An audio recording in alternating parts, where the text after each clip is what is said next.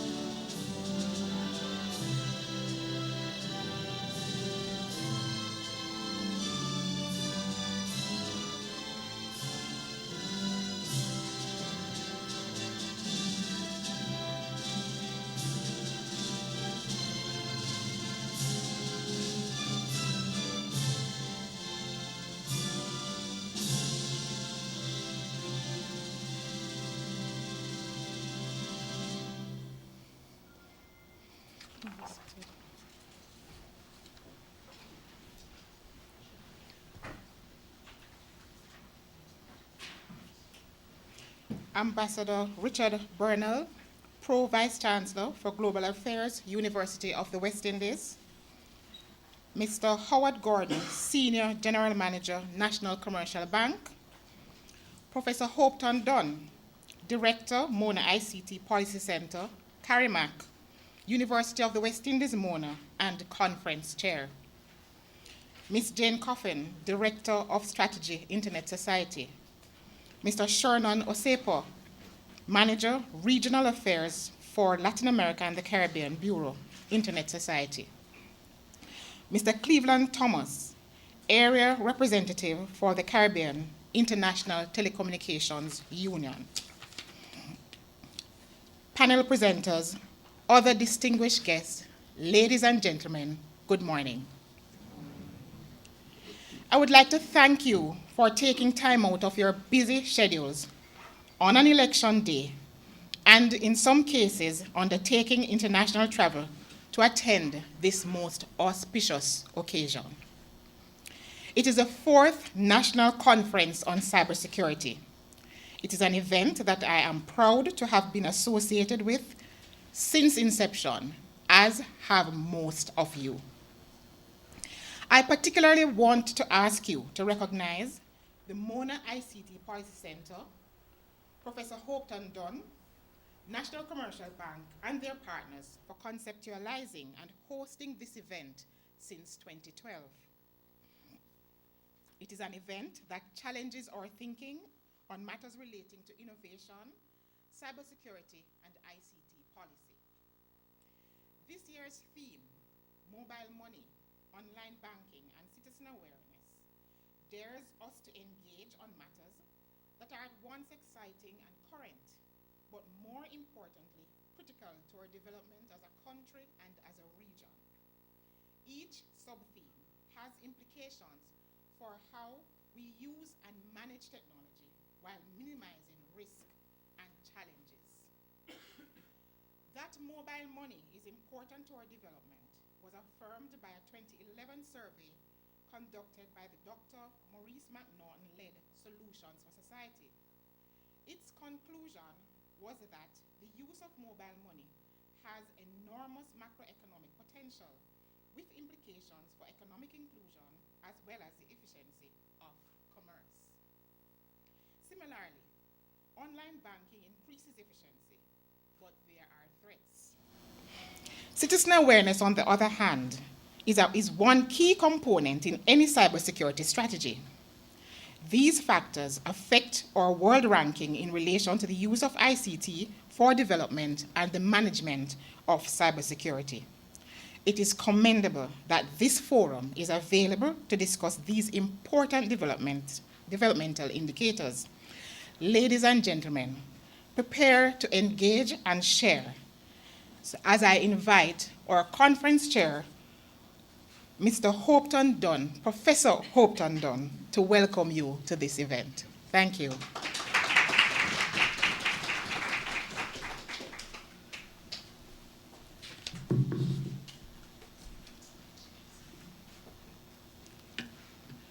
Madam MC, Georgia Gibson Henlin, distinguished ladies and gentlemen, presenters, conference participants.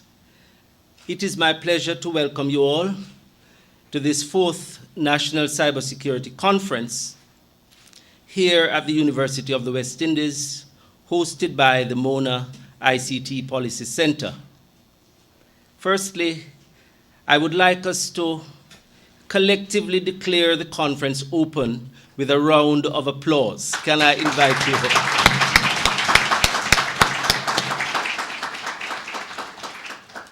After all, this is our conference. We've been having it for the last 3 years and now the fourth, and many of you are returning participants. Let me extend special welcome to a number of our key and special guests. In particular, Ambassador Richard Bernal, our Pro-Vice Chancellor for Global Affairs here at the University of the West Indies, Mr. Howard Gordon, Senior General Manager, National Commercial Bank. And I would like to add our special welcome to those who are visiting with us from overseas as special presenters or as representatives of organizations. Mr. Cleveland Thomas is a Caribbean area representative for the Caribbean Telecommunication Union. Cleveland, if you could just make yourself known. Ms. Jane Coffin, Director of Strategy, Internet Society. Mr. Shernon Osepa, Manager Regional Affairs for Latin America and the Caribbean of ISOC. Mr. Praveen Namancharia, Chief Technology Officer, QUISC. I'm not sure if Mr. Karsten Becker is here yet. I believe his presentation is at another time. Mr. Shiva Bisesa, ITU Technical Nominee and Director, Pinaka Technology Solutions, out of Trinidad and Tobago. Mr. Adikunle Ajiboye, who is coming out of Ontario, Canada, to be with us this morning. Sure, there are other participants, particularly members of the Diplomatic Corps, local experts, panel presenters, panel chairs. We have among us regulators, academics, legal officers, our key sponsors, members of the media, and of course, our registered conference participants. I know that you have traveled from near and far to be with us this morning. Despite the risks associated with inclement weather over the last several days in Jamaica, thankfully, we had a bright morning. And also on the day when we have our local government elections here in Jamaica. As I've said, many of you are return attendees who understand as much as the newcomers the critical importance of our conference theme, which is cybersecurity, mobile money, online banking, and citizen awareness. These are issues that we will explore over the next 2 days during 5 plenary sessions involving 20 presentations and the associated questions and answers. Since we met here last year, the frequency and cost of cyber attacks have escalated dramatically, both within our shores and in the external global environment. I'm sure you're going to be hearing from our speakers about how things have unfolded during this last year.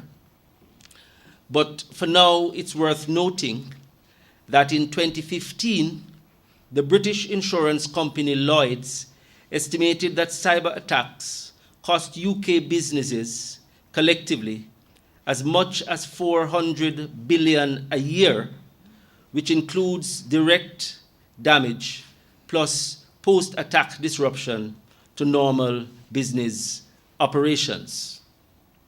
In the US, a 2015 study conducted by Poneman Institute and sponsored by HP Enterprise Security indicated that the average annualized cost of cyber crimes incurred by a benchmark sample of larger US organizations was US 15 million per company, representing nearly 20% in increase year on year, and an 82% increase since the inception of the particular study 6 years ago. The net increase in the cost of cybercrimes over the 6-year span of the study was regarded as I've said, 82%. The results also revealed the average time it takes to resolve a cyber attack. In that particular scenario, 46 days. And this has increased by 30% during the same 6-year period because of the increasing complexity associated with sorting out the situation after an attack.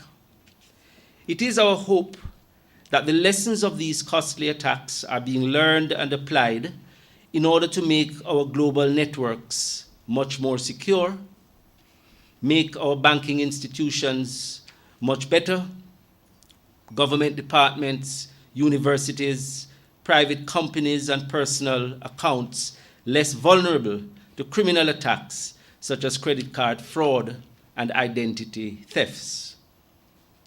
We are pleased that this conference which has been hosted since 2012, has so far played its role in heightening our readiness, including, for those of you who have been coming year after year, foreshadowing the establishment of the National Critical Incident Response Team, the CERT, and in discussions that have helped to set in train the establishment of our local IXP. And it has also had, I am told, a significant effect on the prevalence of corporate cyber audits that are part of the range of proactive measures that we must take now more than ever before. We welcome the public education campaigns that are intended to improve our cybersecurity awareness, broadly led by the Ministry of Technology in one case and by the Bankers Association in another. And these can only redound to the benefit of the Jamaican public, the businesses, and the citizens in general. This year's conference will continue to play its vanguard role in sharing the best available global and local research and technology expertise, and in this way, help drive public policy and bring public awareness to online crimes that are often committed in private, but with major public and corporate impacts. Today's deliberations will take us up to midday, after which we will end because of the requirements for participants needing to vote or enjoy the time that is allowed under law. Tomorrow we expect to have remarks by the Minister of Science, Energy and Technology and by the opposition spokesman, both of whom, not surprisingly, are otherwise engaged today. Once again, let me welcome all our visitors and thank everyone for coming out this morning to Cyber 2016. Thank you all very much.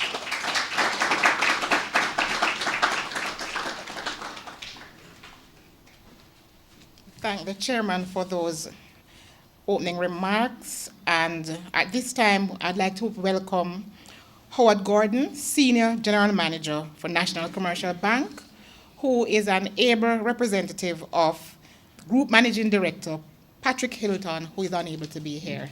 Join me in welcoming him.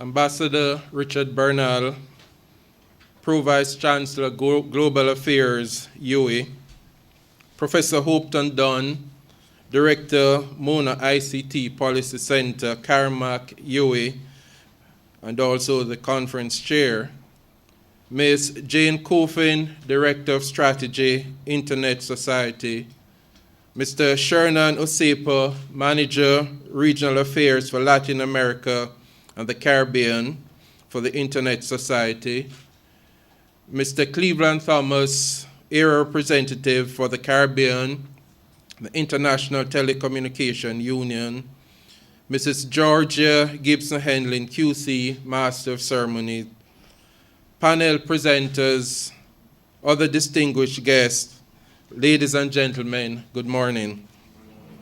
I must offer an apology on behalf of our Group Managing Director, Mr. Patrick Hilton, who is unavoidably absent, and I will make sure that I take the remarks from the MC to him that I'm his able representative, and that should have some financial spin-offs. Bill Gates said, "The internet is becoming the town square for the global village of tomorrow." The signs of the time show that the village is being constructed with alacrity, and like any town square, you can find everything on the internet: food, clothes, banking, health, government, and my children would tell you games, and sadly, crime as well. The advent of the technological age has migrated a large percentage of the world's population to this village. According to wearesocial.com, there are 3.4 billion internet users at a 46% global penetration, 2.3 billion social media users at a 31% global penetration, 1.97 billion mobile social media users, and that's a 27% global penetration. In 2015, Digicel reported that the number of persons using its smartphones had surpassed 1 million, and Flow, then Lime, said that their mobile data subscribers had reached 780,000 by the end of 2013. But whilst the town center and the global village gets crowded with individuals and commerce of all kinds, criminals are also there. Ward.com projects that by the end of 2017, the cybersecurity industry will be worth $120 billion US. The threat cannot be ignored. The National Commercial Bank is therefore pleased to have the opportunity to not only sponsor, but to participate in this, the fourth installment of the Cybersecurity Conference series, organized and facilitated by the Mona ICT Policy Centre at the University of West Indies, Mona campus. This event, predicated on the theme, Mobile Money, Online Banking and Citizen Awareness, is very timely, considering the thrust for digitization in the banking and finance industry, as well as the increased risk of attack by fraudulent forces. I'm certain many of us here today can remember that defining moment in 2010 when the first set of persons were charged with cyber crimes under the then newly institutionalized Cyber Crimes Act of Jamaica. These individuals were in possession of electronic devices that they used to duplicate customers' credentials before depleting the relevant accounts via ATMs. Recently in November, the Wall Street Journal reported in an article entitled "Hackers Program Bank ATMs to Spew Cash," how banks in Taiwan and Thailand have been robbed of millions of dollars when criminals compromise the security of internal computer servers linked to the ATM network. Similar incidents have been reported in the United States. The more things change, the more they remain the same. That is why we're here today, to ideate, strategize, and generate actionable solutions to combat these forces, even making preemptive strikes. Newton Lee, author of The Digital Da Vinci, notes, as the world is increasingly interconnected, everyone shares the responsibility of securing cyberspace. Lee has used this maxim as a platform for what is best described as cutting-edge, paradigm-shifting cybersecurity systems. In this regard, he has been contracted to carry out pioneering work at top-ranking brands such as AT&T, Walt Disney, Institute for Defense Analysis, among others. These companies all have one major thing in common. They do not leave anything to chance when it comes to protecting their infrastructure and the data that it holds.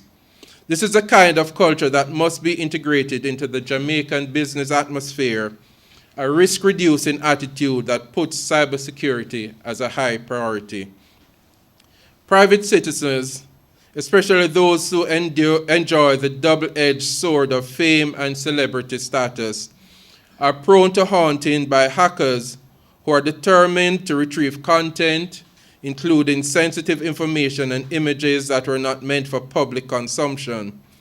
Very often, the damage is extensive, including financial loss, and some may say embarrassment when some things are published. According to Limor Keeson, a United States-based authority on cyber intelligence, the growing prominence of cellular or mobile devices around the globe has certainly created a kind of frenzy in the underworld for cybercrime. He has identified the mobile phone as a new and emerging cyber threat vector. Based on his findings, cybercriminals demonstrate a clear preference for accessing potential victims' information via their mobile devices. There are a few things that account for this.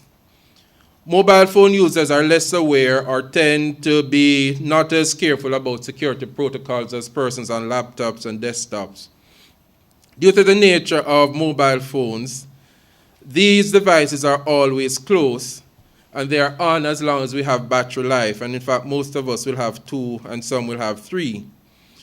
Mobile users in search of further convenience will download a variety of apps without researching the developer or understanding the type of permissions that they are giving to these apps.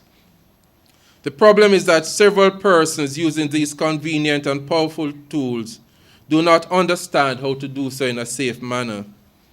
This reality calls for all players to employ a greater sense of vigilance.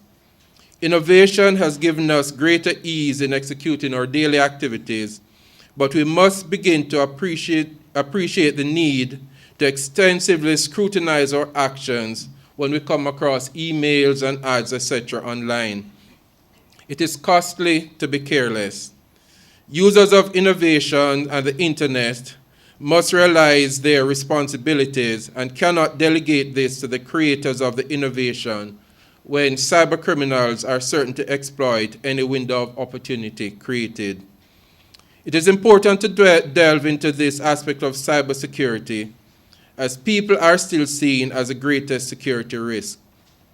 Scams as basic as download and click on this link remain as effective today as when it first emerged.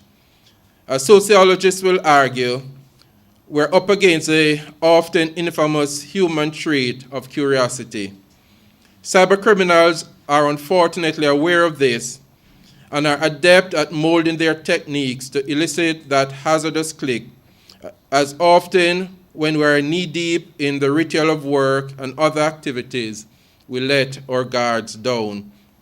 Case in point, in October of this year, according to CNN, a phishing mail sent to Hillary Clinton's campaign chairman, John Podesta, was so sophisticated that it fooled her IT personnel, who at one point advised that it was a legitimate warning to change his password. It was a carefully orchestrated hack. Curiosity is more likely to kill the cyber cat.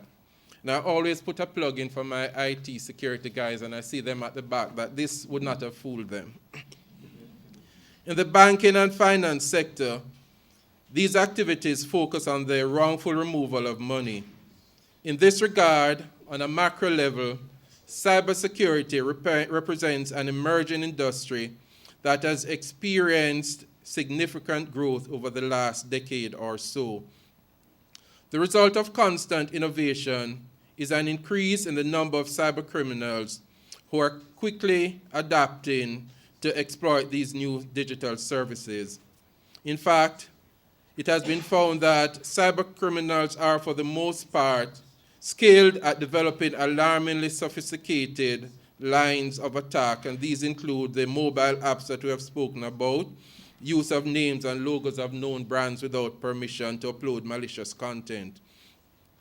This is why there must be a balance between a company's innovation and its ability to protect its customer and itself. For us at NCB, this translates to a stronger authentication system that bolsters processes for our online platforms and risk-based authentication that takes the pressure off the verified user but still reduces the threat of hacking. Recently, we launched our Quisk mobile money solution, and I see our Quisk partner here, allowing customers to send, receive, and transfer funds and pay for items with a text message. Eventually, we'll be adding bill payment as well. We have recognized the capacity of mobile money to create an appreciable level of financial inclusion, and to this end, we're thrilled to usher in a low-cost and convenient solution to Jamaica.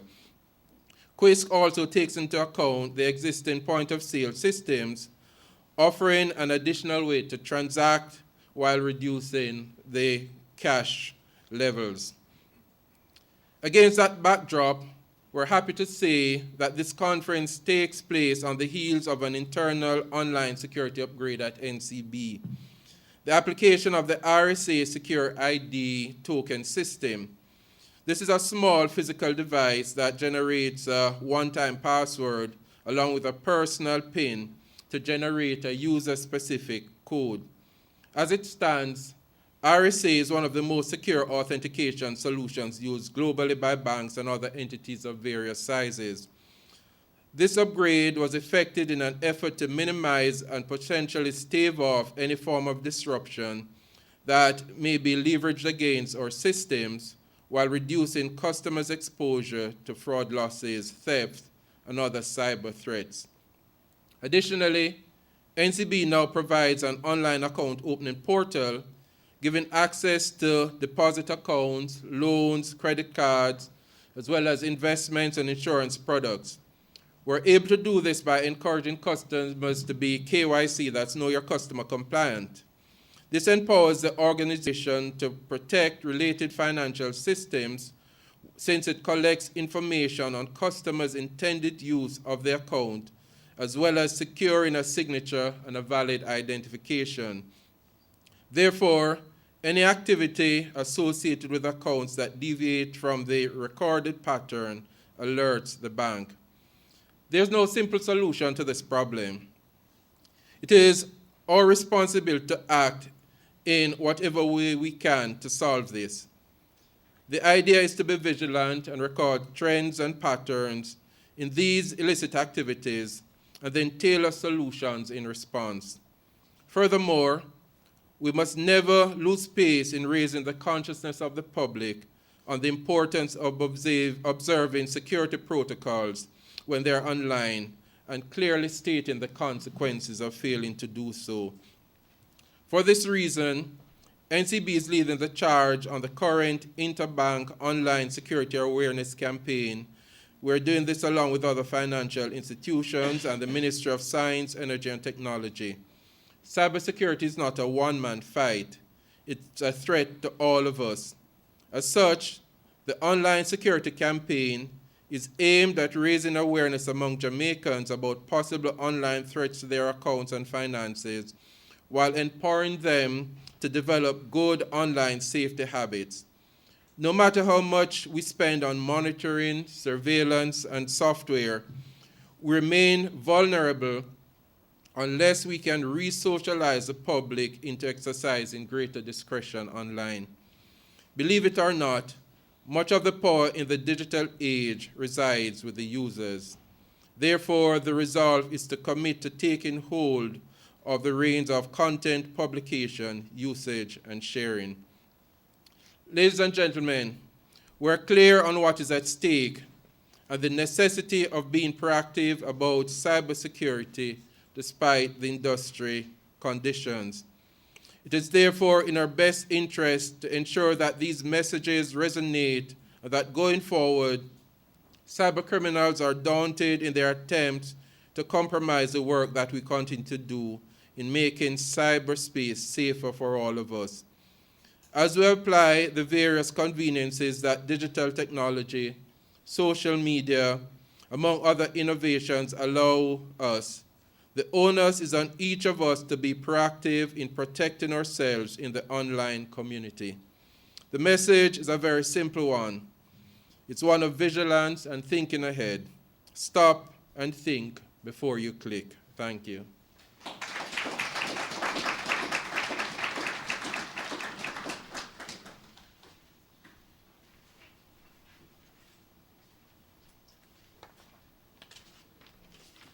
Quite a sobering and comprehensive address from the Senior General Manager, Group Operations and Technology Division, National Commercial Bank. Now, before we move to the next speaker, I have an announcement. Will the driver of VW Jetta 21, or is it 7161 HB, kindly remove your car you have parked in the space designated for the Vice Chancellor.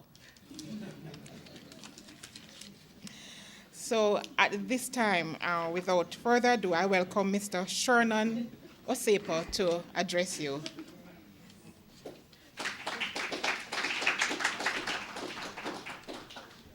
Good morning to all. I think all protocols have already been observed, so I'll be speaking just from the bottom of my heart. I did have, let's say, some remarks, but I think I'll just leave for what they are, and I'll just be speaking from the bottom of my heart. So why are we here? Internet Society.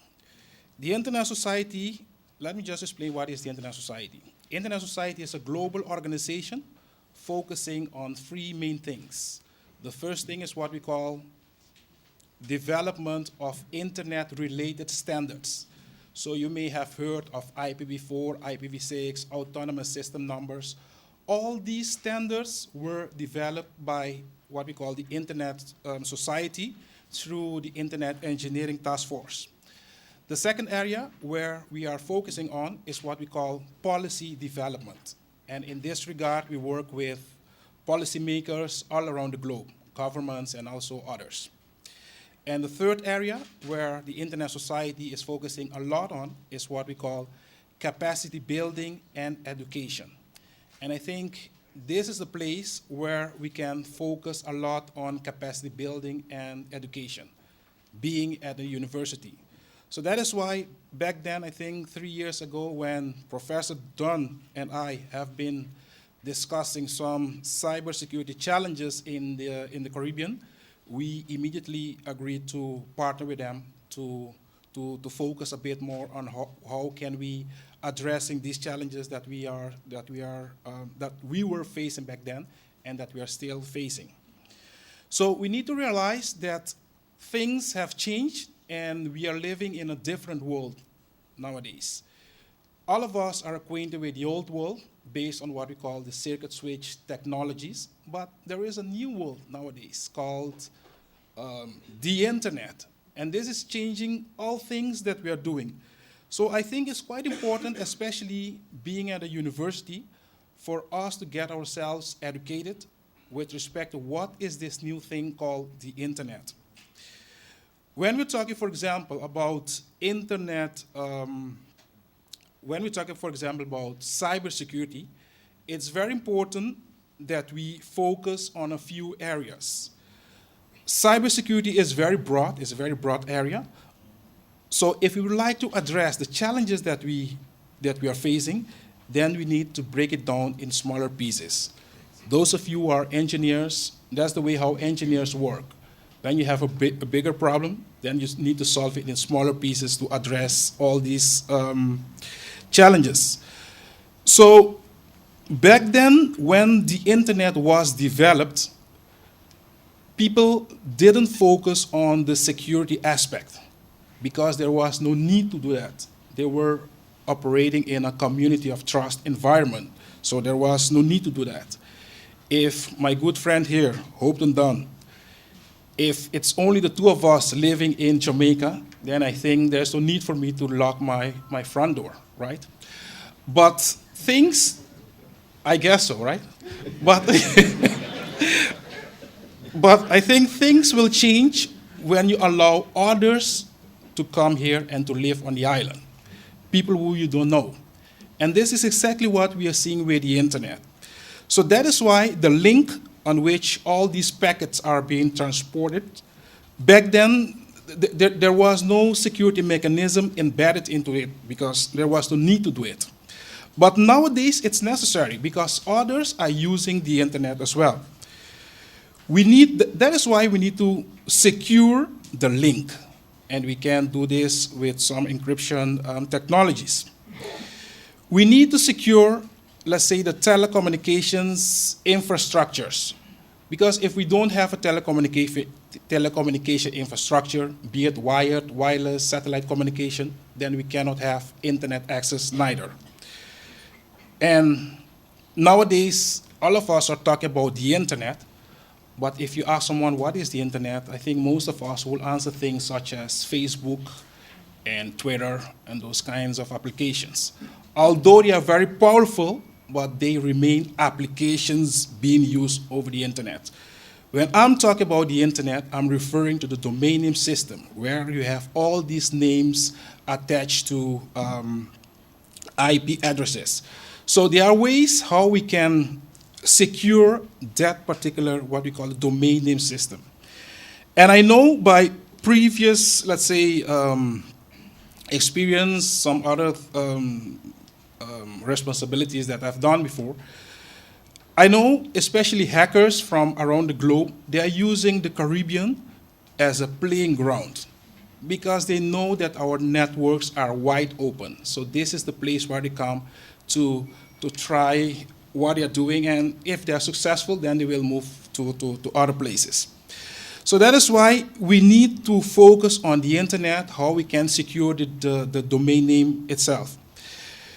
We need to focus how to secure applications. We are using all kinds of application every day. So we need to find how to secure all these. And I think during these 2 days, all these will be discussed as well.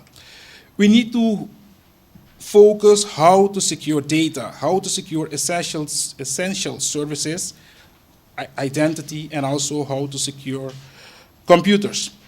So I think at the Internet Society, we are here to serve, and we will continue focusing in helping, let's say, universities and also other stakeholders in order for us to see a much more secure internet environment. Basically, there are 2 things that we are focusing on right now within the Internet Society. The first, that is what we call access. Why access? Because globally there are 3 billion people connected to the internet right now, but there are 4 billion that still are not connected. So we need to find ways how we can get that other group also connected to the internet. And we are also focusing on what we call trust. Why trust? Because if people don't trust the internet, then we cannot see economic and social development. But in order for people to trust the internet, then we need to focus on all the other areas that I did mention before. So again, we are here to serve at the Internet Society, and I'll be happy to continue giving our contribution. We will be happy to continue giving our contribution to development of the internet in the Caribbean. Thank you.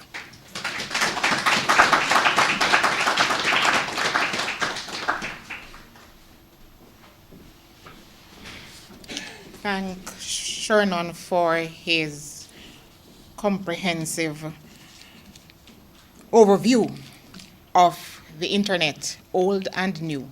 Amazing how old the internet is, but because of the challenges and the continuing changing nature of the technologies on the internet, we continue to speak of it as new, and that's a big part of why we're here today.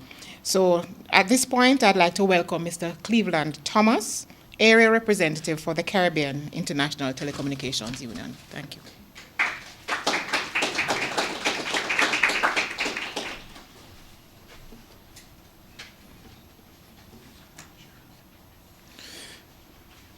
Excellencies, distinguished colleagues, ladies and gentlemen, members of the media, a pleasant good morning to you.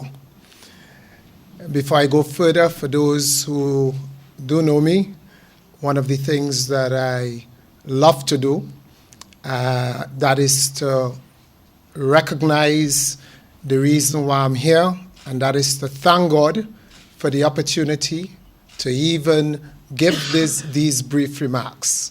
I am known internationally as the preacher because I do believe in God. I elaborate a lot on my faith in Jesus Christ. So, having said that, thank God for this opportunity again.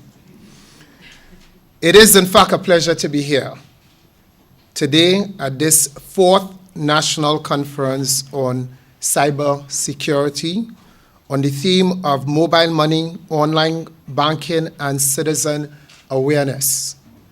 On behalf of the International Telecommunication Union, better known as the ITU, I would like to take this opportunity to express my sincere appreciation to the University of the West Indies, Mona ICT Policy Centre for the kind invitation, and the other partners for organizing this two-day event. Congratulations to you, Professor Dunn, Dr. Dunn, the hosts, and to the team who have been fantastic in welcoming and supporting all of us thus far. Distinguished colleagues, as you would have heard from the previous speakers, it is our shared conviction that today more than ever before, ICTs is an essential pillar of many areas of life in the converged ICT ecosystem, and indeed participation in the global digital economy, especially as a pillar for achievement of the sustainable development goals. It offers large-scale opportunities to empower individuals, transform economies, and contribute to development. Digital technologies also allow new organizational forms to emerge within and outside of industrial boundaries, thereby challenging our traditional notions and economic organizations in markets. Within my brief remarks, as you can appreciate, it is not possible for me to go into great details into every industry to elaborate on how the ICT sector is creating productivity improvements, but with some level of industrial disruptions. Needless to say, by connecting people and through mobile technology and putting human face on ICTs, through e-applications such as e-banking and e-payments, we empower people and include them in a connected society.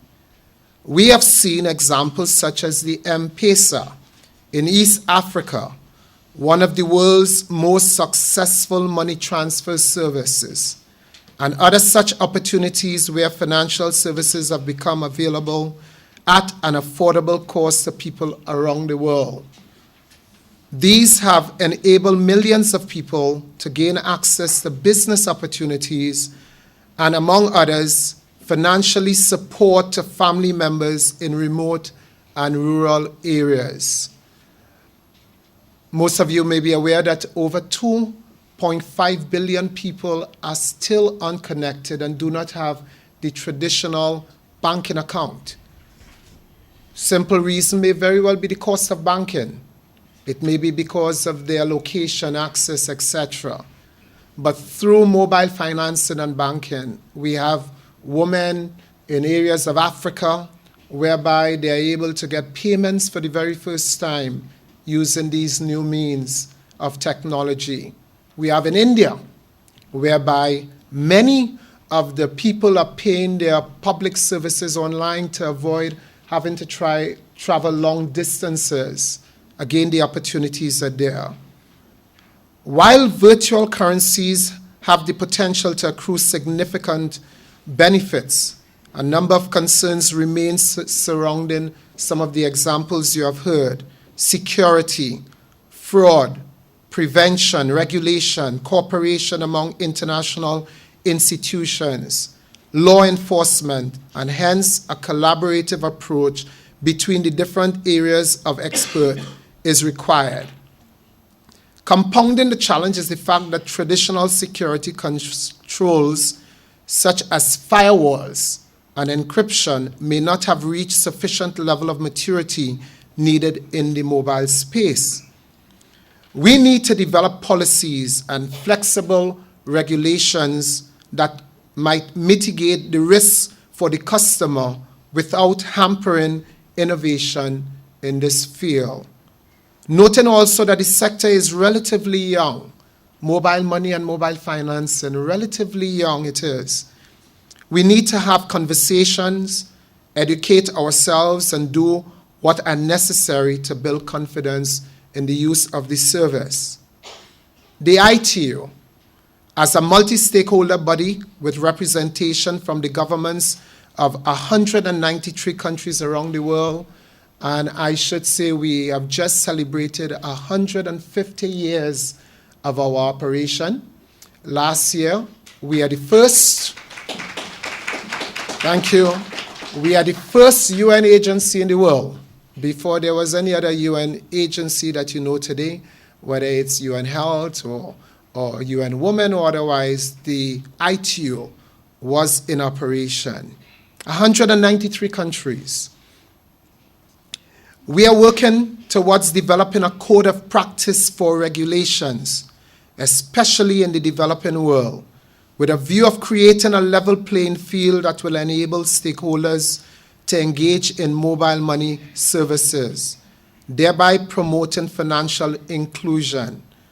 As a precursor to this, the ITU has established a task force on mobile money for emerging economies, with stakeholders as GSMA, the World Bank, the Gates Foundation, which discuss issues relating to standards, technology for mobile payments, and regulation for mobile money with relevant stakeholders, with one aim, the aim of elaborating a code of practice for governments in emerging countries and sustaining innovation in the field. ITU plays an important role in facilitating the standardization of innovation in the area of M-money, digital financing as it is known, and this is done through the ITUT Focus Group, Digital Financial Services, chaired by the Bill and Melinda Gates Foundation. For those who may have an interest, Study Group 17, just go on to the ITU website. We meet ever so often, and that group speaks to the issue of security. That is where policies or recommendations are developed. That is where there are discussions, and therefore participation is critical, because that's the way in which we help shape the world views and position on some of these issues. One of the big challenges we have recognized is that developing countries have not been attending many of these international meetings for a number of reasons. But issues dealing with smart initiatives, IoT, security, cybersecurity, and others, that's where we have a voice as developing countries to help shape the future. So I encourage you to participate. We just issued the World Report, the IDI, the ICT Development Index last week for 2016, showing where countries are in the world, where exactly they are, and we have had St. Kitts and Nevis being the country in the Caribbean that made the greatest move in the whole world, moving 20 points up compared to any other country, and simple measures that were introduced that move your standing forward. Again, participation, understanding where we need to put our focus, it's quite important. So as I close, I'm very happy that today we are continuing a constructive and inclusive dialogue that provides sectors with an opportunity to meet and share views and experiences and identify good practices to build confidence to develop the digital financial opportunities for all. So with that, ladies and gentlemen, thank you for this opportunity, and God bless you richly.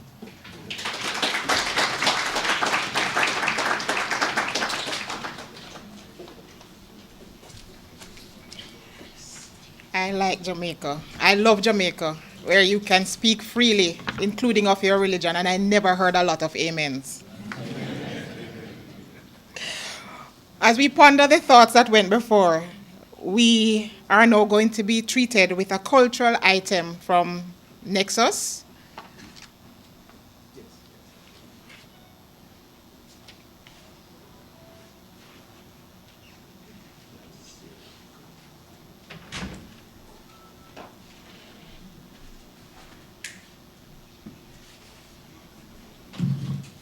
Good morning, everyone. I'm going to remind us of what was said earlier, that in the global village, the internet is the town square.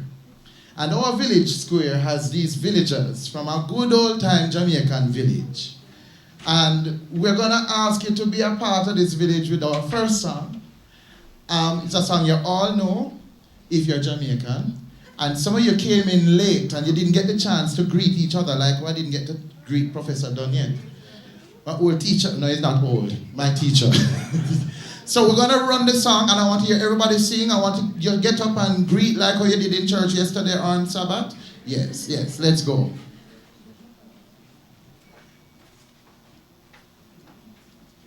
First track.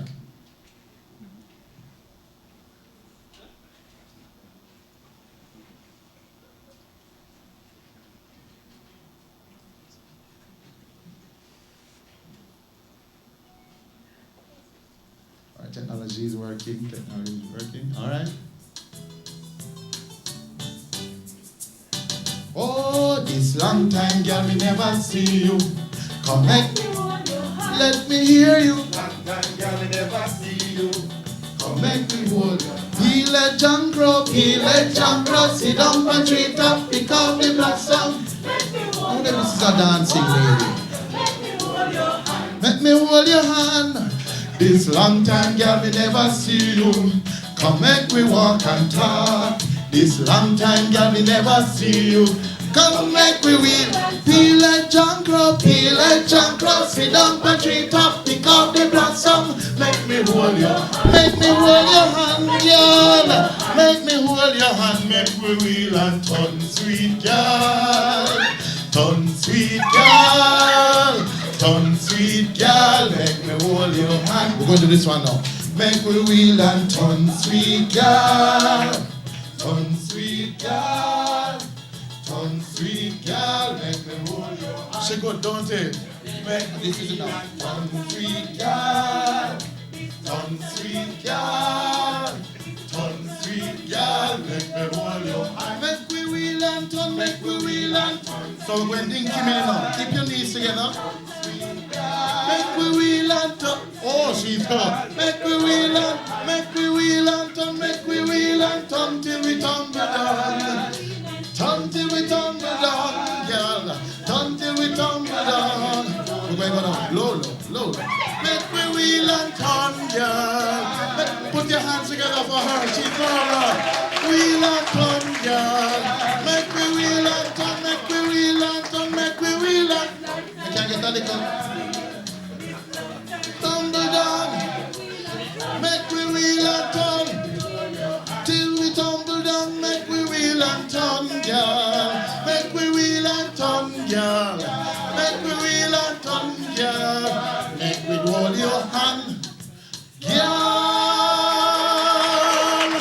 Make we hold your hand, paradam. Clap her. I noticed nobody went around and meet or greet anybody. Look at your neighbor and say, how do you do? Is one neighbor you have? Greet all of your neighbors. You have neighbors who live behind you too, you know, behind the back fence. And some cross the road. Yes. Because of the internet, sometimes we talk to people who live in the same complex or right next door, online. And we don't see them for weeks. But it's the way that the Internet allows the world to come together. Now, part of what happens in the village, oh, they dance me out. Wonderful ladies. Part of the challenge is the challenge of a girl. Come here, Matty. Yes, in case you never know, say unions. So, Matty is a girl who needs to be protected from herself. And we know people like that who use the internet, don't it? Everything them click, every offer them want, everything them a get virus, and then they come to you, the IT specialist. You know, I have some virus on my machine, and I don't know how it come there. And when you look through the history, you say, me know a few ways. But the truth of the matter is, Matty has a way of losing things or losing her identity on the internet. She have a way where sometimes she will tell her what to do and what not to do, and she still pass with other. But I could hear about Matty. So village, we need her to come with a unity. Come we go down a unity. Come we go down a unity. We go sit up, we run Miss. Come we go down. Come we go down.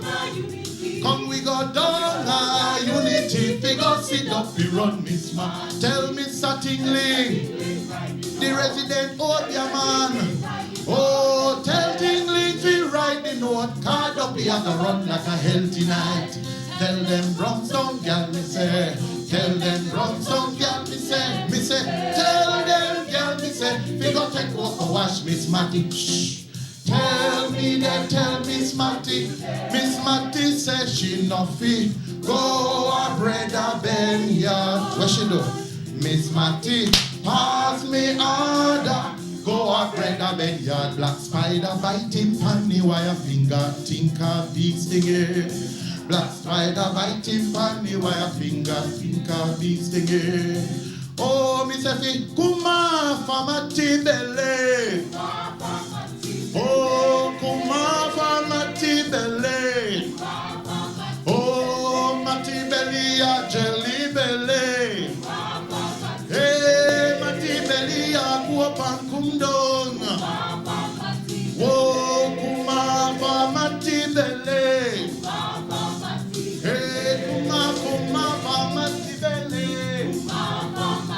Oh, Matty belly a jelly belly. Oh, Matty belly a go up and come down. So me say, we love Matilda. We love Matilda. Oh, Matilda lost her pretty little gold ring. Oh, Matilda lost her gold ring.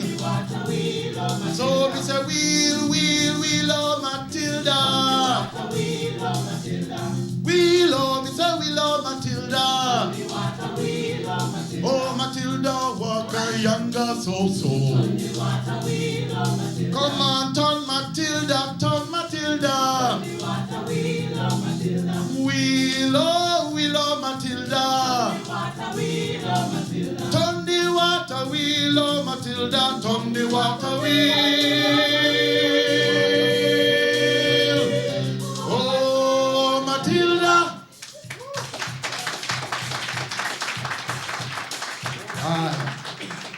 As we go, we leave you with a prayer for this conference. Because this conference is serious business in very many ways. And we see many business interests and, of course, security interests here. But the biggest security we have is Master God. And we leave this conference in his keeping here. Jah is our health and our strength. So whom shall I fear? He is a shield upon my right and my left hand. So of whom shall I be afraid?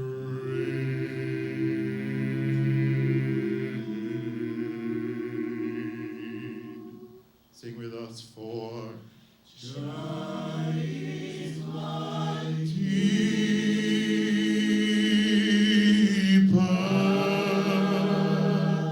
Jah is my light and my salvation. So whom shall we fear?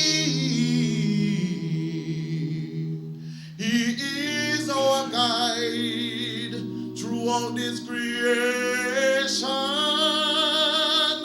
So of whom shall we be afraid?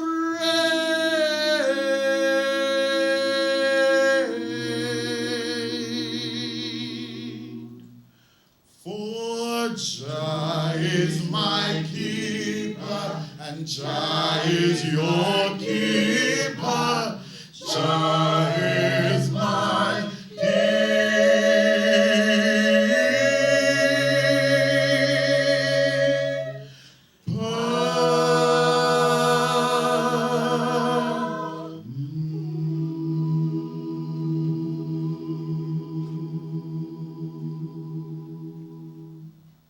God bless you.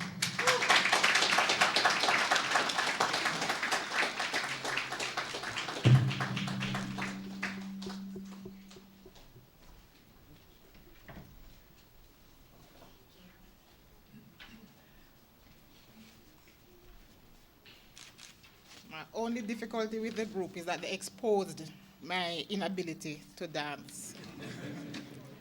Well, they're well done. Let's start them again.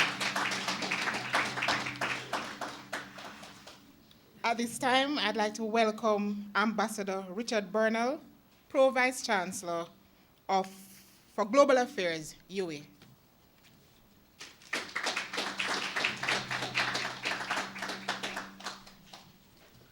Good morning.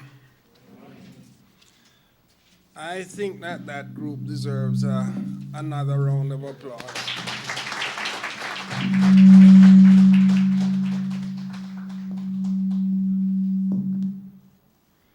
Mistress of Ceremonies.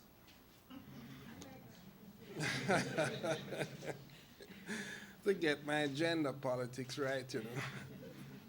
Professor Hopeton Dunn, our dynamic director of CARIMAC, the Mona ICT Policy Centre.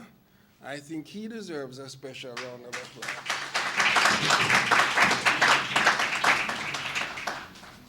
I'd like to welcome all of you to the regional headquarters of the University of the West Indies. In particular, I would like to welcome some of our distinguished overseas guests.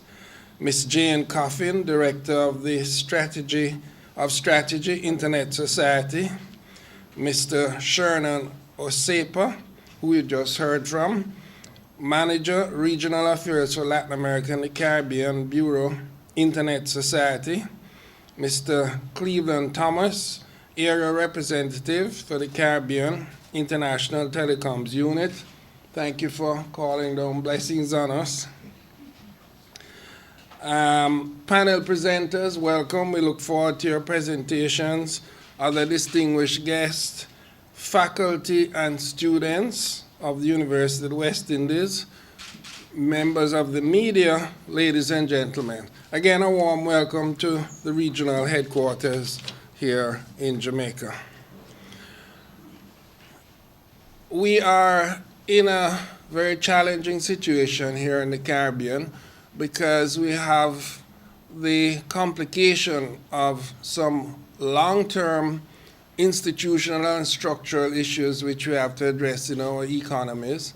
And that is taking place in a global context in which the global economy, by all forecasts, is slowing down, and where we are facing uncertainties, where certain events have trumped our normal expectations, and we are facing the ever-evolving challenges which emanate from international affairs and the global economy.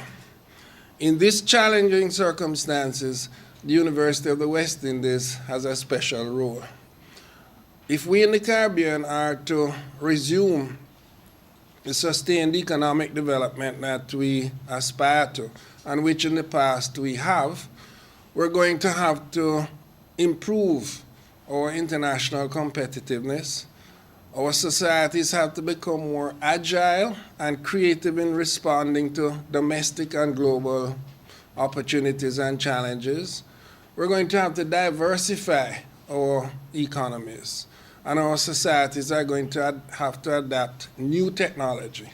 In all of this, the critical ingredient is going to be innovation. And innovation rests on knowledge, and that in turn emanates from research. And therein lies the special role of the University of the West Indies.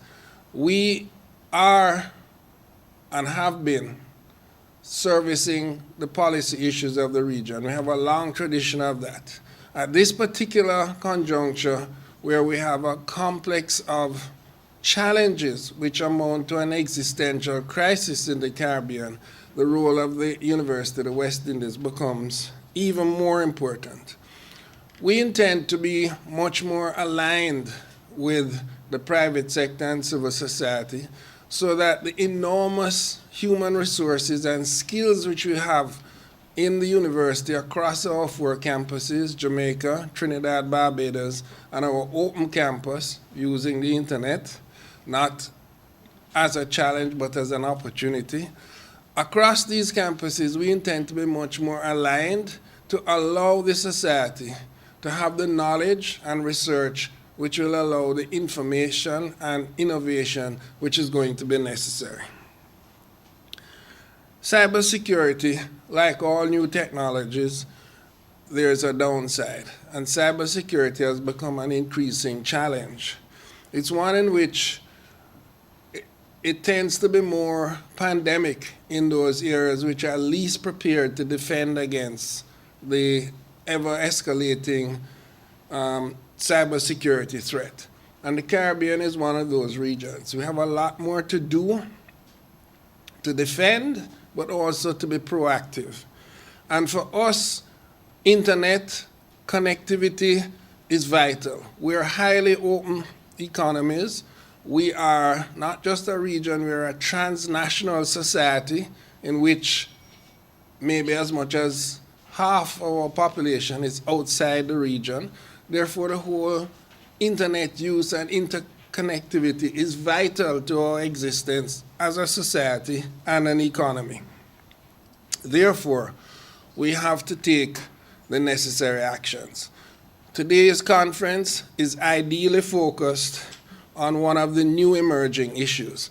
Mobile money is an issue which has recently emerged. It is spreading rapidly, particularly in regions where societies have not been fully banked by financial intermediaries, particularly Africa. But even in those societies which already have good financial intermediation, it is adding an entirely new dimension, and therefore we have to pay attention to it. But with all new technologies, there's a downside. There are people who misuse it, abuse it, and use it for criminal activities. Here in the Caribbean, particularly in Jamaica, we have very innovative people. And some of that innovation is turned to activities like scamming and so on. So we have to be careful, not only from the international threat, but avoiding our people being sucked into this new activity. Mobile money is therefore an ideal choice for this year's conference. It is timely, it is important, and I congratulate the organizers and the sponsors, without whom this would not be possible, for choosing this theme. It is pertinent, timely, and important. We here at the regional headquarters of the University of the West Indies are pleased to welcome you to our facilities and hope that this conference will produce the kind of positive policy recommendations for which the University of the West Indies is justly famous. Thank you.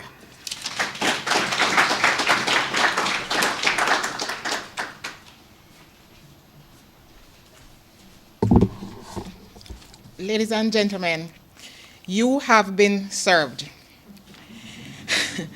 As I close, let's thank our speakers for introducing our main themes and piquing your interest, well, our interest in the upcoming presentations and sessions.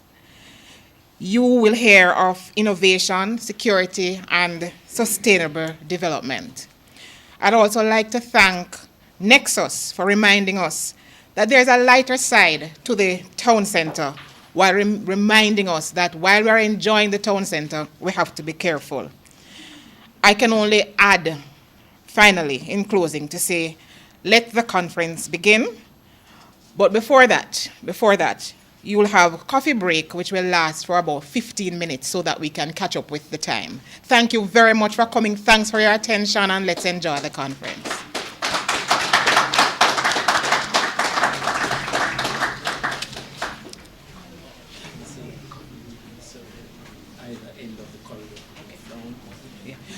And coffee break will be at either end of the corridor, either towards the back or towards the front of the building where we entered.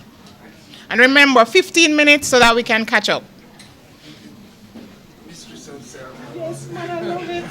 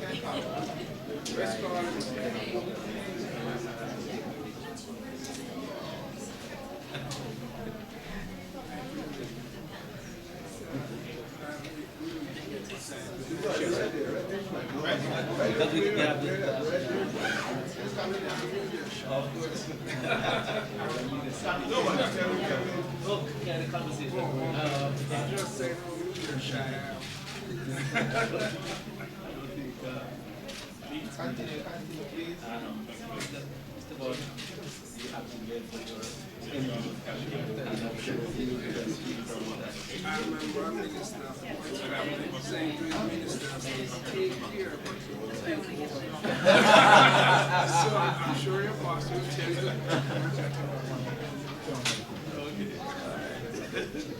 Yes. Take care, but don't take over. That is smart. That is smart.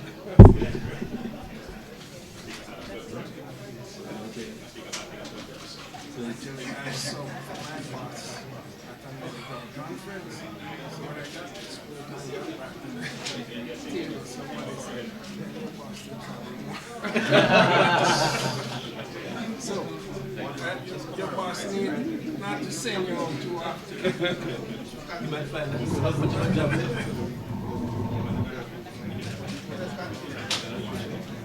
So, thanks for joining us, Reverend. Yes. Thank you. This is your first conference.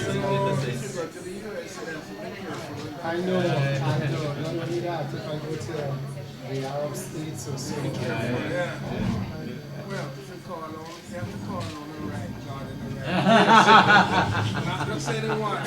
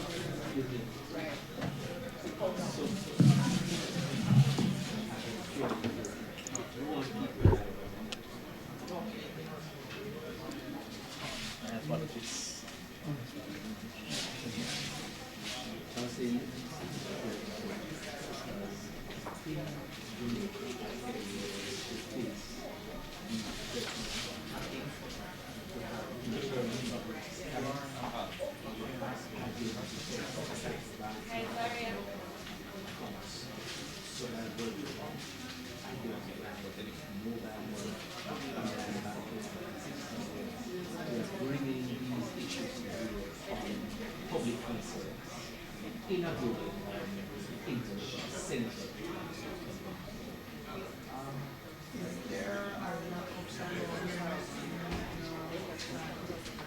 Yes, as was said, those people who are using the mobile are less inclined to take as a major precaution as compared to PC. We need to build up that awareness.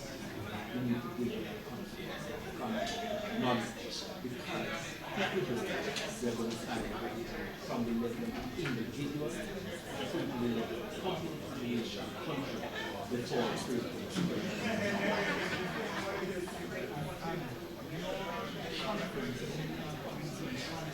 yes, yes. We are very proud. We see the food of the conference. Previous conferences identified policy issues and moved it to the act.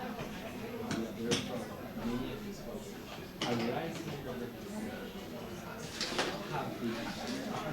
For example, the establishment of the incident response team, the establishment of ISOC. All of those things are very important for the campaign. I'm not saying all of these things out of the issues that the conference identified over previous years and on which the government or successive governments have not been able to act. So the conference is influencing policy, but it's also driving public awareness.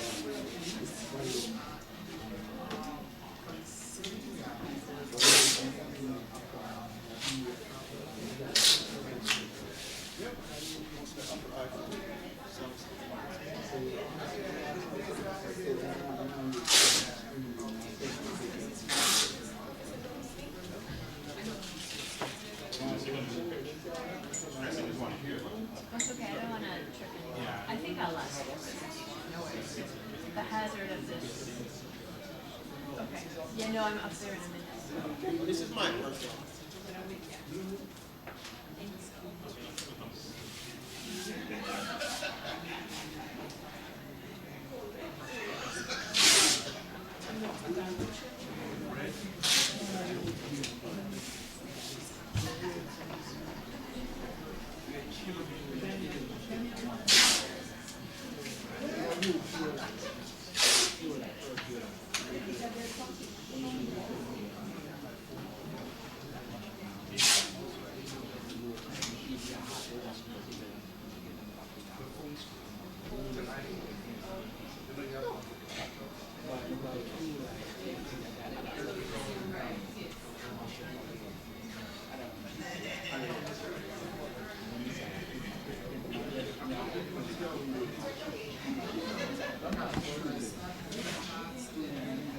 Can you help me move some of these so that I can?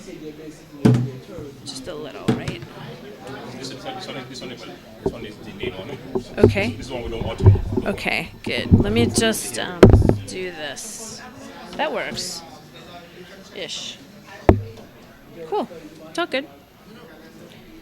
I'll just, okay. Wow. That should work. I'll just put that here. Thank you.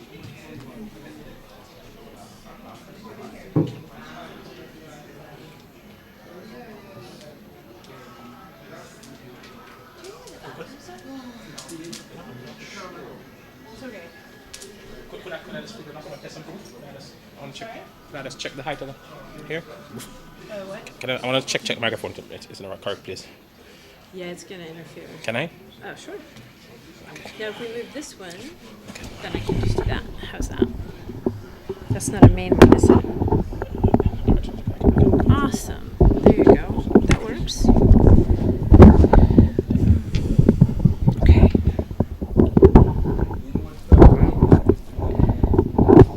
Okay. Does that work?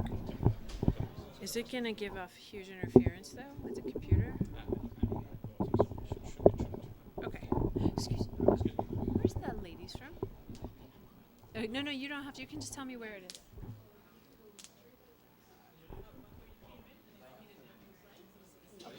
Thank you.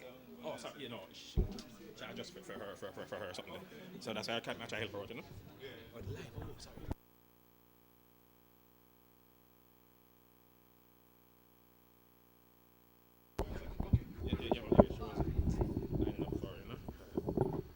This is a house mic. Shit, my car or something. Now I think push it down. Push it down.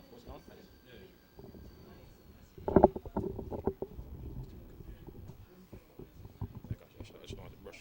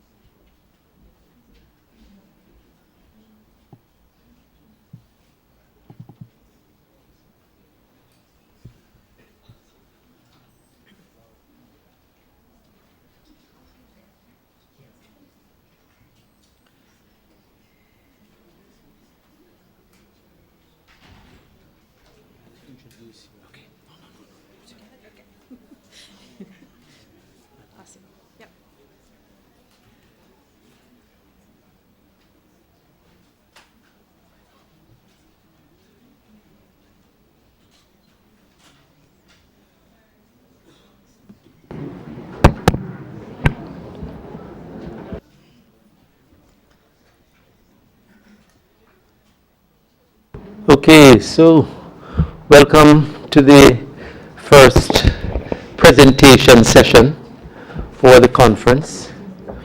We have a panel of 5 speakers, and we will be dealing with the question of cybersecurity and mobile money, challenges and opportunities.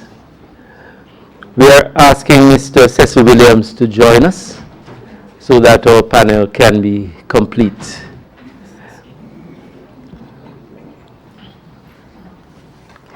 We're going to start with Ms. Jane Coffin, who is the Director of Strategy at the Internet Society based in the US. She's responsible for the coordination of collaborative strategies for expanding infrastructure, access and related capacities in emerging economies. Ms. Coffin has worked extensively on Internet and telecoms policies for the Office of International Affairs at the NTIA, U.S. Department of Commerce. She has served as Chief of Party and Deputy Chief of Party on projects associated with USAID and as a Director of the International Affairs and Government Affairs at AT&T. Can we welcome now Jane Coffin to make her presentation. Good morning, and thank you very much. I must say this is the first conference where I got to dance before 11 o'clock. I may have scared some of you because you're much better dancers than I am, but I am definitely coming back for a vacation where I could dance with some of you, really. You could teach me. Thank you very much. As Professor Dunn has said, I've done work in infrastructure development in general, and I'm very happy to be working at the Internet Society, where we're at the nexus, as Shernan has said, of policy, technology, and development. This presentation is going to be a bit high level to set the scene because your speakers have some excellent things to say that are more specific to mobile banking and cybersecurity. As Shernan also had said, we're the home of the Internet Engineering Task Force, the IETF. The IETF is a bottom-up organization. People come as individuals. You'll see people there from companies, but they don't act as companies there. They're individuals putting standards together that help build part of the Internet's technical standards layer. Those standards interoperate with a lot of the work that the ITU does. I was just chatting with Cleveland, who I can guarantee was the preacher when I knew him years ago, working in different ITUT study groups when we both worked for our respective governments. So I've just come from Tajikistan, which is in Central Asia, so I'm a little tired, so bear with me. We were working on establishing an internet exchange point. I can tell you that the work here with some of your people on the IXP was very fast in comparison. It's complicated in many countries where you have a very strong top-down regime, yeah? And so one of the points I want to hit on today is the importance of collaboration with companies, organizations like the ITU, the Internet Society, with LACNIC or ARIN, whichever group you're with as a regional internet registry. I think LACNIC, ARIN. Because you get your IP addresses and your autonomous system numbers from those organizations, the RIRs, ARIN for you. Important that we all come together, and even more critical is the importance of getting the word out and the message. And when I saw Nexus this morning, I thought, that could be a way to go to the villages and the smaller towns. Seriously, how do you get to kids? How many of your kids go up to the TV and try and make it go like this, right? They all know how to swipe. Our children and people's kids, I don't have one, but you do, are actually the next generation. They are the connected generation. They don't need an introduction to technology. They've had it. They're growing up with this. What we need to do as those who are in the middle of it, working with it, helping to develop it, is to figure out how to allow for innovation. We don't want to kill off mobile banking. A good colleague of ours in Africa, in Kenya's wife, actually is a middleman for banking. The reason it's taken off, as Cleveland had pointed out earlier, there are many unbanked people. In Kenya, if you didn't make a certain income, you couldn't have a bank account. So imagine, you can't have a bank account, You want to pay your friends. You have this device, this mobile phone.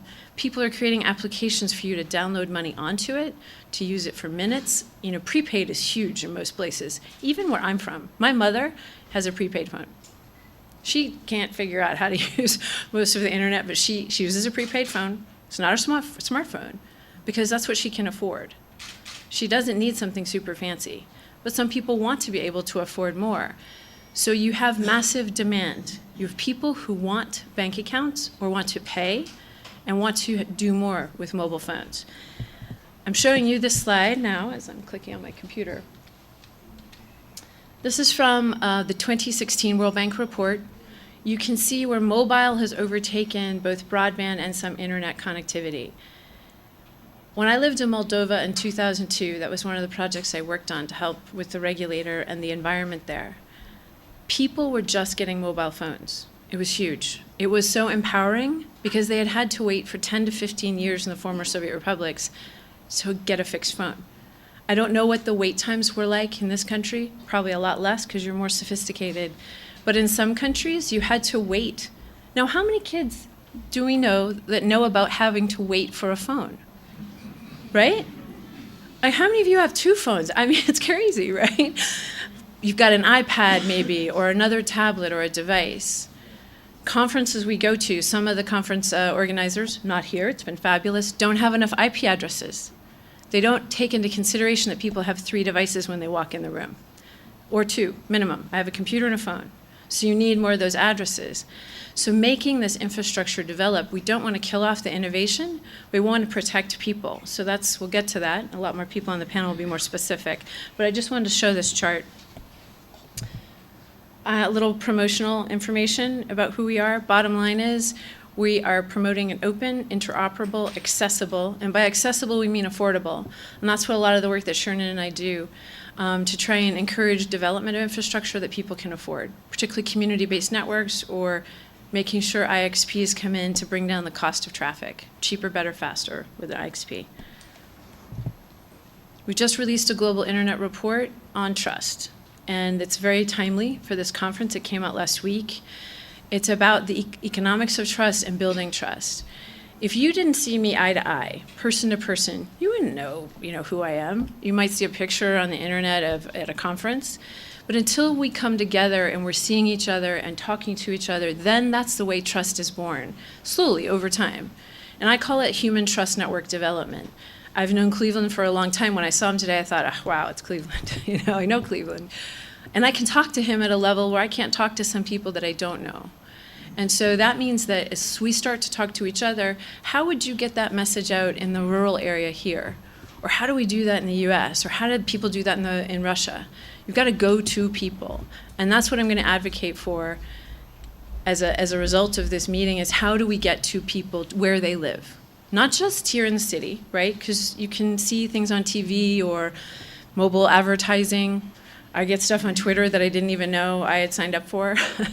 But I'm a social media hound. I love to see what's going on. My attention span has probably dropped about, immensely. But I get a lot of data that way. But people out in the villages, they're working, yeah? They might have to, I work too, this is my job. But on a daily basis, how are you going to reach them if you need to tell them to be safer online and that cybersecurity is important? And that if they're going to go do mobile banking here, here, and here, not with the traditional bank, how are you going to do that? Internet, well, an overview, topical overview picture. More. Many people forget that this is part of our infrastructure. You, as an island nation, and we have a report Shernan's going to talk about coming out, island nations are critical as connectors. You often think, oh, we're isolated, but you're a bridge to other places. And Jamaica, the map I showed in the beginning, I showed that map on purpose because you're in the middle. You can be a great hub for other island nations in the region, but also we're using you as an example in this study, taking that partially global so that people can take a look at what's going on in this region. Because you do have at the forefront of your tourism, banking, and you can be doing this with your kids in your schools for application development. This should show a time thing, about applications on top of the internet. That is the internet below you. That's what we're talking about when we're talking about mobile banking, is applications that are developed to ride on top of the internet infrastructure, the mobile infrastructure, and to do what it does. Security just do it. This is from one of my colleagues who's our Chief Technology Officer.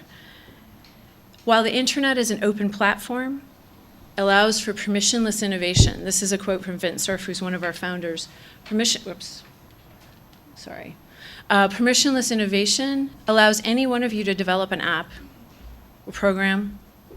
As long as it's open, interoperable with the TCP/IP, the internet infrastructure, you can develop that business, that concept. No one's stopping you. That's the great thing about the internet. Now, the challenge there, of course, is there are risks. You can see here, it's open for attack.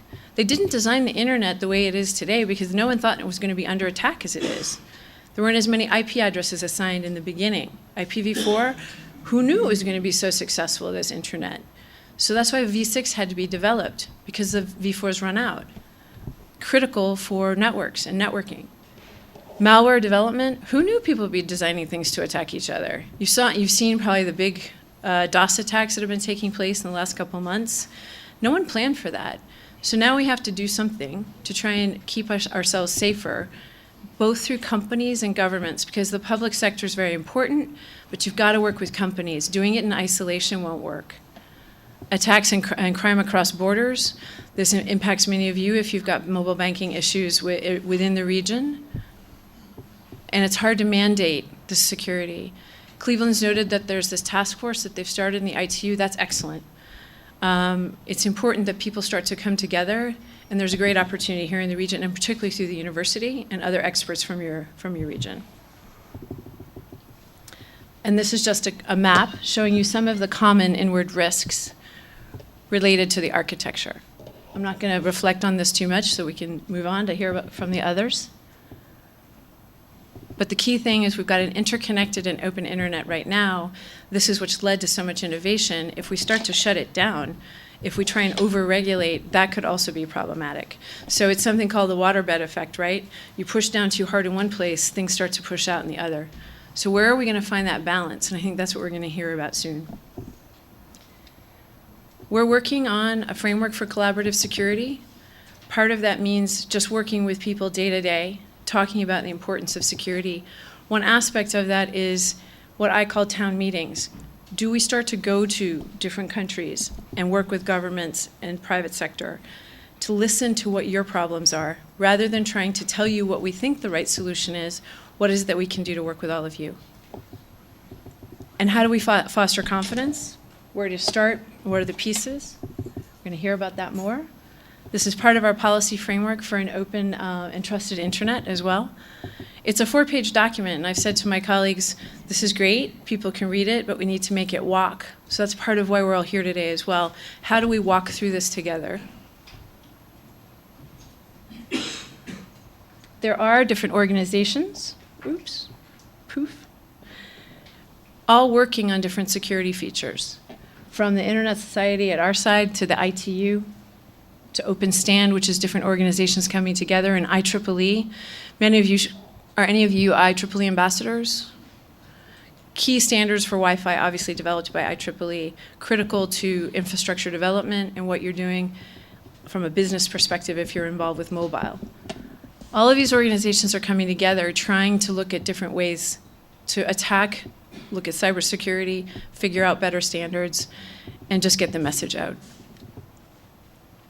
This is a project we're working on for ISPs, Internet Service Providers.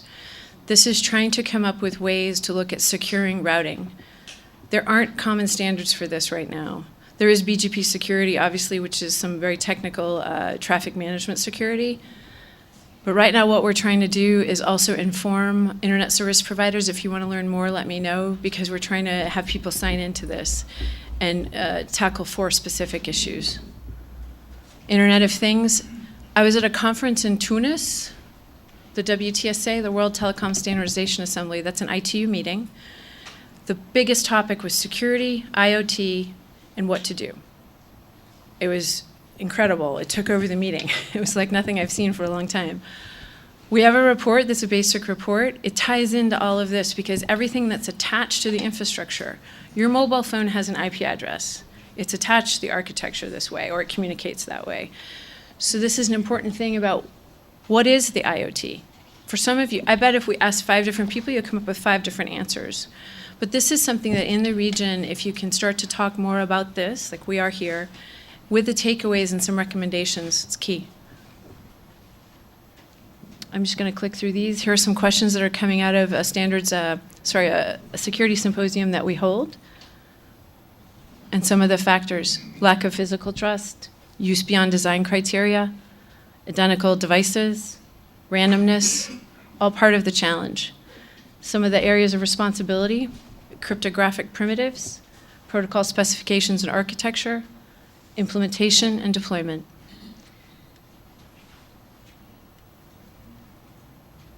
This is my just clicking through. So how do we build trust at the local level for mobile money, mobile business, and promote innovation? So some of the challenges: security breaches. You've seen this, I've talked about it a little bit, but it's been all over the news. Network integrity, cost, and confidence. For businesses, this is not a happy thing, right? You've got to do something called a forklift upgrade if your network's not secure and you've been attacked. Citizens lose money to bad actors. Unbanked will shift into the gray market. This is something that governments probably fear. If you have an unbanked population who want to have banking, this happens in many other countries around the world, they're going to go work with people that can help them transfer that money, do that banking off the grid, if you will. So the key thing is, how do you promote it, allow the unbanked to be banked, but not make it too burdensome? The market is harder to control if the stakeholders are not collaborating. Urge to regulate ex post. I was a regulator in another country. Some of my colleagues wanted to always regulate after the fact. You've got to be really careful about doing that. How is it that you provide that flexible balance? You are going to have to be able to figure out how to change your regulations. And I think given the topic here today, you've got technical networks, government from the communications regulator and ministry side, and you've got banking. Banking's tough. I'm not a banking expert, but what about the banks who are looking at their market share? They want to capture some of the unbanked. Is there a new way and a new paradigm? We've been talking about this in community networking. If I can build a small network in Oaxaca, Mexico, 2.5G, for $2 to $3 a month for the basic people, which is what we know is happening with a group called Rhizomatica, can banks start to think about a way to create a cheaper way to do banking? They are, we know they are, but is there an even lower level that they can go to which has less overhead so they can capture a market and work with people and or allow these secondary middlemen to also work with them? What type of regulatory practices need to be evolved for that? I don't know. We'll hear more. And costs go up for local people if you start to regulate in a top-down fashion that doesn't take into consideration their economic wherewithal. So the opportunities. Mobile phones, they empower people. I can walk around, I feel pretty proud, I have my phone. No one told me I couldn't have it, right? If I can afford it, and people will afford a phone. It's amazing to see at different levels around the world. They can't afford certain things, but they will get a phone. It drives business, drives innovation. When I say provide security, I had a certain comfort level having a phone with me. I knew if I got into a challenge, I could call the embassy. As a female by myself in a foreign country, this was key for me. I felt really funny last week when I was in Tajikistan when I couldn't use the phone. Because how am I supposed to communicate out, even just to send a quick email? My phone wasn't as compatible. In this region, you've got a compatibility level through your operators, which is excellent. But think about it, this does provide safety for some females because you do have that security, it's almost like a safety blanket, right? But at least I know I can send a text and say, I'm leaving now, I'll be home, right? Even if I jump in an Uber, which I don't do, by the way. It's aggregation, right? Aggregation of people and things that helps with some of the business side of it, but it's also aggregation of the personal side. It can also assist in emergency situations. I'm not sure if many of you know that in Haiti during the earthquake, there was a platform developed by UWI. It's a crowdsourcing platform. They were using it to find people who were buried. So this is one way technology was very helpful in an emergency situation, and there are more applications being developed as we speak with respect to emergency. You can provide small and medium-sized businesses with user opportunities, obviously. You can create business and use your phone as a business tool. A stakeholder approach is part of our opportunity to talk about today. Industry, government, technologists, everyone working together, and citizens. You need input from people about what they use phones for, what they could do to what you can do to innovate with them. Outreach, consumers need to know more. By reaching out to people, as I mentioned before, this is critical. We've got to figure out a way to let people know that there are challenges. With the dance they did today, and I think it was Matilda, how many people do you know that just click on things? When I lived in Moldova, I worked with the regulator. And they came into my office one day and they said, we just sent the World Bank the bugbear virus. I said, what? The bugbear virus at that time was one of the first big online viruses. You clicked on it through an extension, exe file, right? I have never clicked on one, I still don't to this day, but I had just sent the regulator a memo about security. And literally 2 days later, because the memo hadn't made it down to the staff, they were sending viruses out to the outside world because someone had uploaded that simple executable file. So this means across our organizations as well. As much as we think people may not just click, look at the example of the Clinton campaign, right? There people thought, oh gosh, they clicked. They could have taken down the entire infrastructure of that network at that time. Anyway, so outreach, key, and going to people. I would suggest you come up with a town hall approach to smaller villages to figure out how to get the word out. Organization of businesses, obviously it's in every business's interest, but how do you come together to lower the cost to do that together? Maybe that's a Chamber of Commerce issue as well, right? Roadmap. We've talked about these roadmaps. The one thing I would say is stick with the metrics in the roadmap. You can build a roadmap and say in 2 years we'll do this. I'm not sure we have 2 years. So with that, I'm going to close, turn it over to the panel, and you're going to hear a lot more about these key issues. Thank you.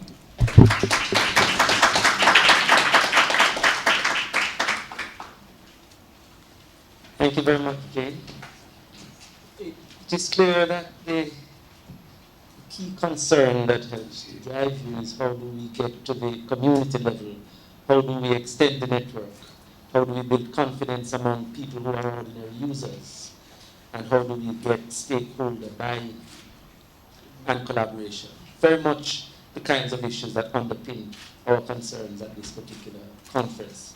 So thank you very much.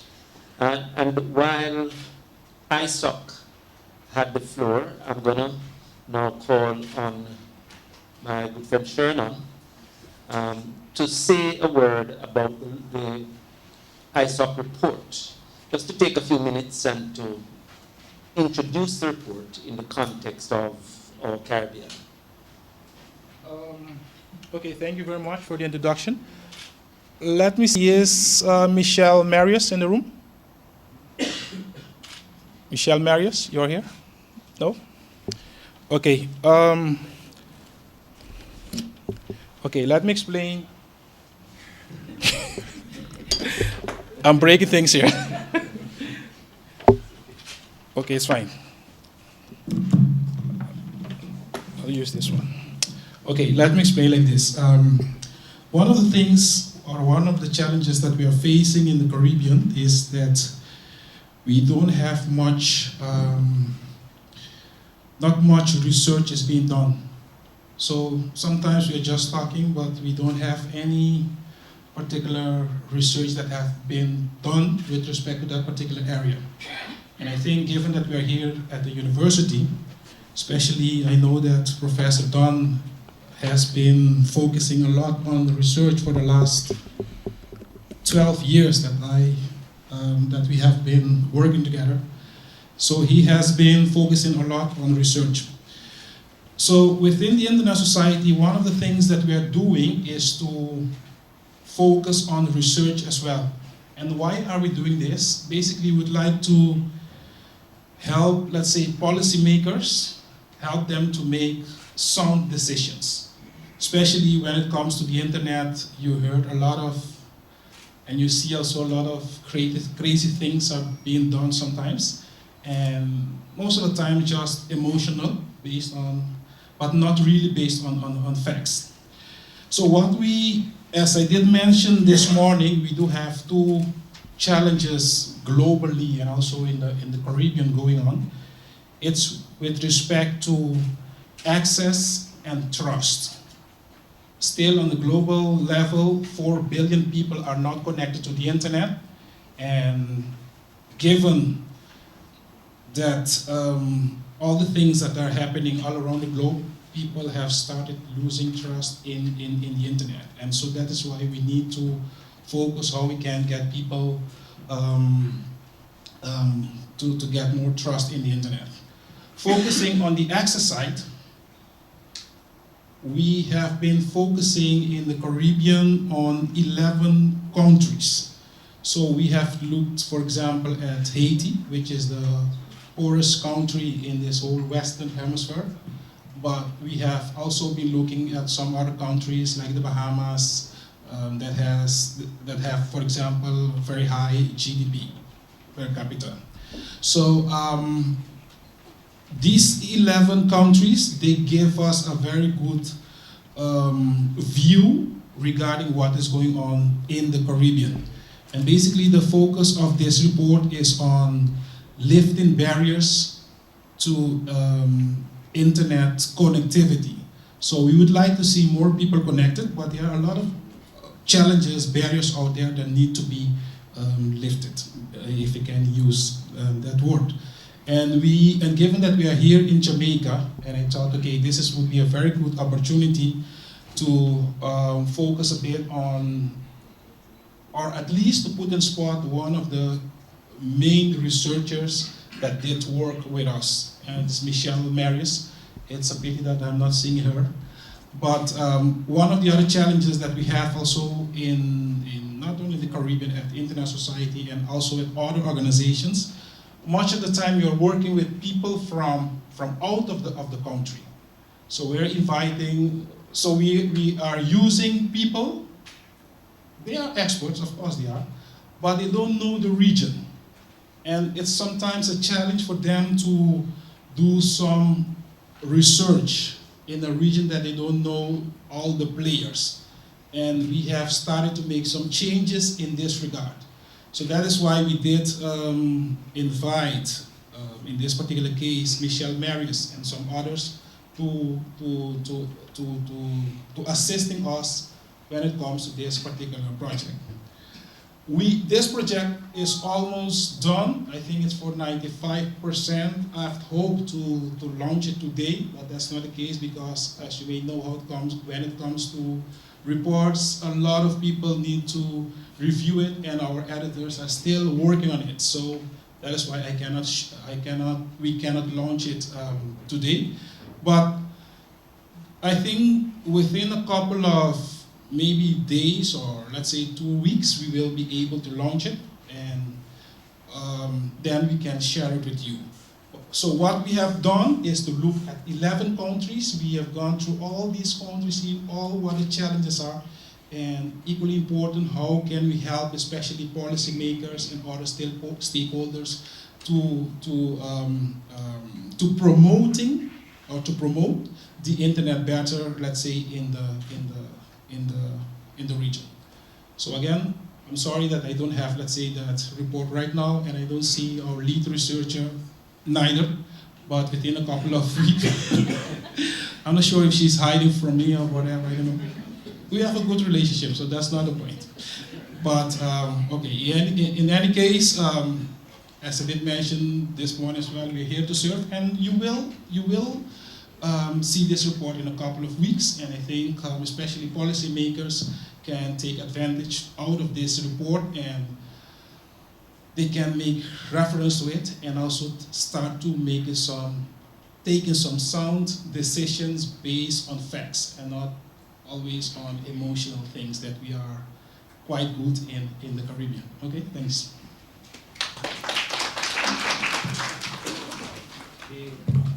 Thank you, Sherman. So we wait with bated breath for the researcher and the research project to appear. But in the meantime, we are reassured that is going to be available at the internet, at the ISOC website by sometime next week. It's internetsociety.org, am I right? It's internetsociety.org. So if you watch that space, you should be able to get sight of the lifting barriers for internet connectivity in the Caribbean report. Thank you. So we're going to now continue with our panel presentations. Next with Mr. Karsten Becker, who is an innovator, entrepreneur, and specialist in cybersecurity for financial services. He's a specialist in the commercialization of advanced technologies, including cybersecurity and fintech. In June 2015, he founded CARICOIN, a fintech company where he is serving as the director. CARICOIN is focused on financial inclusion, banking for the unbanked, merchant services, and zero-cost remittance. Can we welcome Karsten?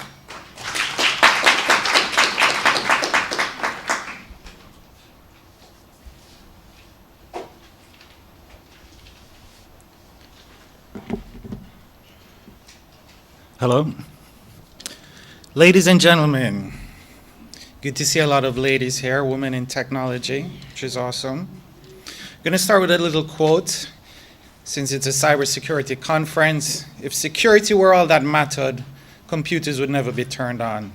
We would never connect them to the internet.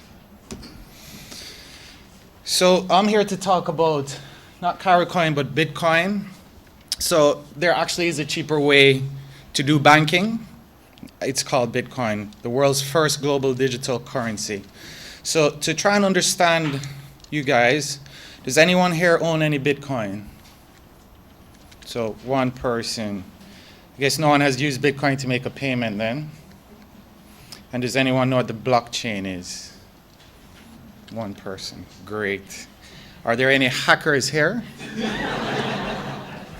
None? Okay, so what is Bitcoin? Bitcoin is many things. First of all, it's a decentralized and transparent financial system, which is actually very important. Second of all, it's rapidly becoming a global digital currency.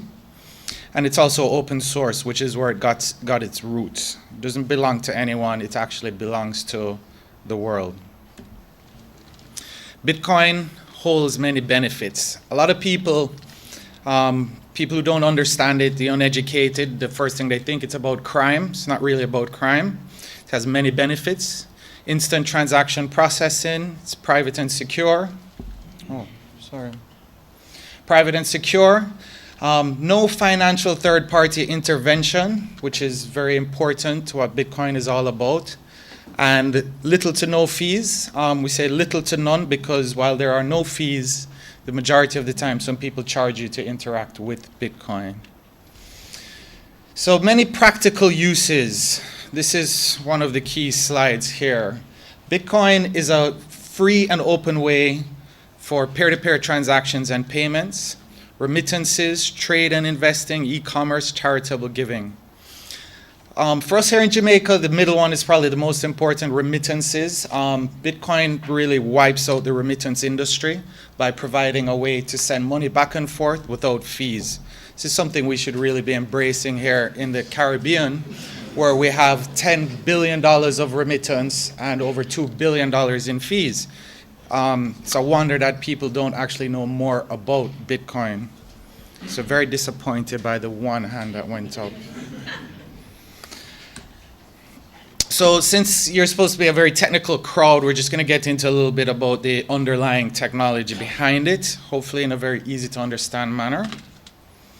So at its core, Bitcoin is really two things, the currency and the network. The currency is Bitcoin itself, right? It's a digital currency in which Bitcoin represents a unit of account, which is Bitcoins themselves. And the reason Bitcoin goes up in value is there over time is there's a limited amount. 21 million Bitcoins will only be created, of which 16 million are in circulation. But since it's a digital currency, someone doesn't have to give you 1 Bitcoin, and you'll never see 1 Bitcoin. But I can give someone $20 Jamaican worth of Bitcoin, or 0.001 of a Bitcoin to make a payment. Sorry. Underneath the Bitcoin, say the currency, is the network. This is where transactions are completed. So the Bitcoin network is a global peer-to-peer transaction network, very similar to Visa, Amex, MasterCard, but no third-party intervention is needed. This essentially means it doesn't go through a bank or a clearinghouse. It doesn't go through someone to charge you fees, or in the case of Wells Fargo, open fake accounts on your behalf. Right? So this is one of the key factors here, yeah?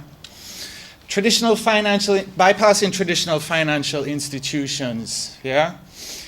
So you can see on the left a clearinghouse where money goes through the clearinghouse. On the right is really the way it works in the Bitcoin world. But if there's no third party involved in processing the Bitcoins, right? You want to ask, how does this work? So the answer to that is the blockchain. So you may have heard about the blockchain in the news. It's one of the most cutting-edge technologies today, and really it was born out of the Bitcoin system, right?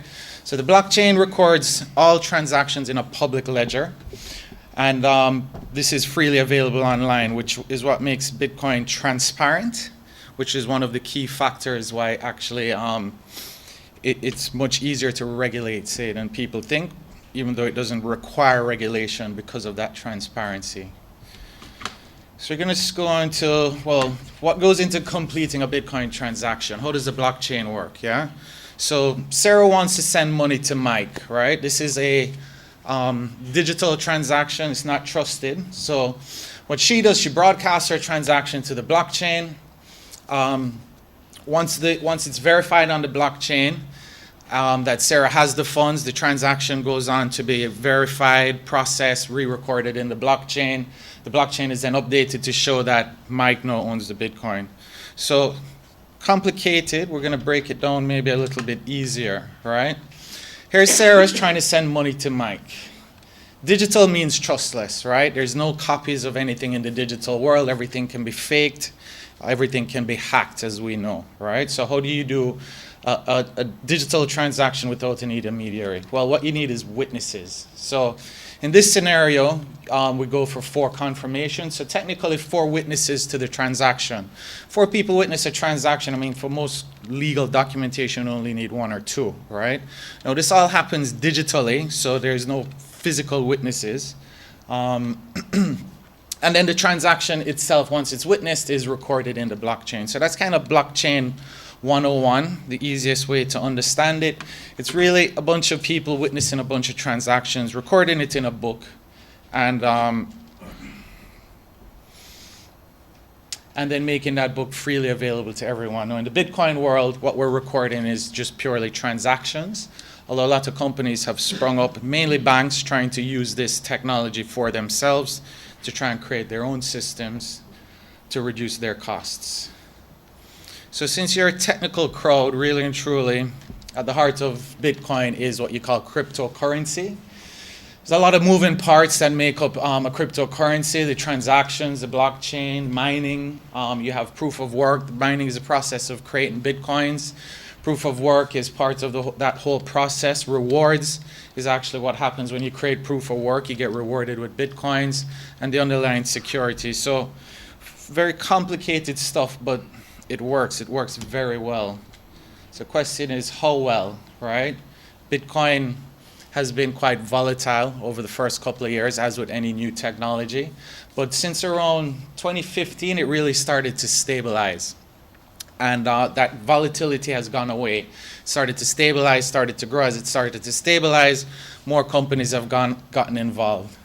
So is this real, or is this just something that's going away? Over $1 billion investment in Bitcoin companies and technologies in the past 36 months. So it seems pretty real, but since everyone probably thinks the banks hate this thing, it's very interesting to know that they're some of the #1 investors, right? Which is very curious. So here you can see Goldman Sachs investing in a $50 million round. Zappo got investment from Fortress, Visa, NASDAQ, Citibank, American Express. These are all the guys investing in this space. So why would they be investing in something that's going to wipe them out? Who knows? Very interesting. Bitcoin is estimated to become the 6th largest reserve currency by 2030, right? Even the Barbados Central Bank came out saying that banks should now start to hold Bitcoin in their reserves. So again, this is not something that is going away. It's something that's here, and people should really educate themselves a lot better about it. So what's driving Bitcoin evolution today? Well, rapidly maturing governance, regulation, and compliance. These are like 3 bad words, right? What exactly is governance, regulation, and compliance in a system where you don't require governance, regulation, and compliance? Improving on and off ramps between Bitcoin and local banking. I mean, the banks are trying to figure out how to make sure that this new technology doesn't wipe them out, but at the same time, they make it impossible to work with them. I don't know if anybody here is involved in, remittance, mobile money, so on and so forth. So it's like you need a license to get your business to work with a bank, right? But even if you have a license, it's up to the bank to tell you yes or no. If I want to start a mobile money company in Jamaica, I need to go and beg a bank to work with me. So what is the use of the license? Doesn't really make much sense. Even in the UK, you get a remittance license, all the banks turn you down. They don't have to work with you. So I think a lot of the regulation is on the wrong place. It should be on the banks. So next generation consumer financial applications, Bitcoin is blowing up in a big way around the world. A lot of companies are using Bitcoin to make lives better. I believe that 5 to 10% of remittance to the Philippines is now reduced to under 1% thanks to companies working in that space. Africa, Bitcoin usage is blowing up. Mobile money is kind of the yesterday technology in a lot of these places. I know that Bitcoin has come to the aid of Argentina in a big way, addressing their problems with de-risking and access to foreign exchange. So, but lots of applications coming out helping people. The wallet leaders, the international ones, Circle, Coinbase, these guys have raised hundreds of millions of dollars to bring this technology to consumers in the first world. So if I'd asked, if this was a first world environment and I asked, well, how many people have used Bitcoin to make a payment, I'm sure you'd see 60% of the hands going up, right? So why is it the first world always catches on to things that help them first before us? Who knows? But point number 5, accelerated adoption in developing economies. So we are a developing economy. We could do it saving $200 million in remittance fees. We could do it the ability for Jamaicans to become a nation of exporters instead of importers. Why are we a nation of importers? Well, we can't sell anything online, right? Have you tried to actually go and get online credit card processing? Even if you get it, it actually doesn't really work. They do pre-approvals, right? So we need better ways to open our country up more than anything else. And I believe the last one here, institutional-like usage. Don't understand that one, so we're going to skip it. If anyone has any questions. Sorry. Can we take the questions afterwards? Okay. Although this one is begging for a lot of questions. Yes. Thank you very much. Okay, thank you.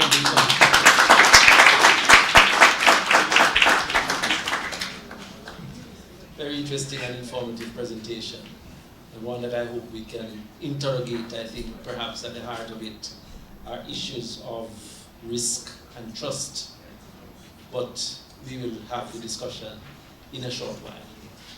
We're going to call next on Dr. Maurice McNaughton, Director of the Center for Excellence in ICT-Enabled Innovation at the Mona School of Business and Management here at the University of the West Indies, specialist in open ICT ecosystems, and a former CIO in Jamaican firms. Maurice. Thank you very much, Chair. And if you'll allow me to observe prior protocol, I'll just say good morning, ladies and gentlemen. Let me say, start by congratulating the conference, both the organizers and yourself, Chair, as the director. The Cybersecurity Conference is in its 4th year. It has already become one of the event staples on the business and academic calendar.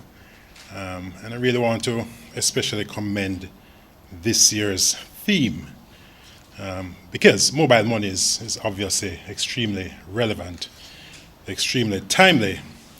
And, you know, while Jamaica, as we've seen from the Carson's presentation, while Jamaica and perhaps the rest of the Caribbean continues to labor through the friction of cash-dominated economies, there are signs, there are promising signs that digital currency and mobile money in particular are beginning to prevail.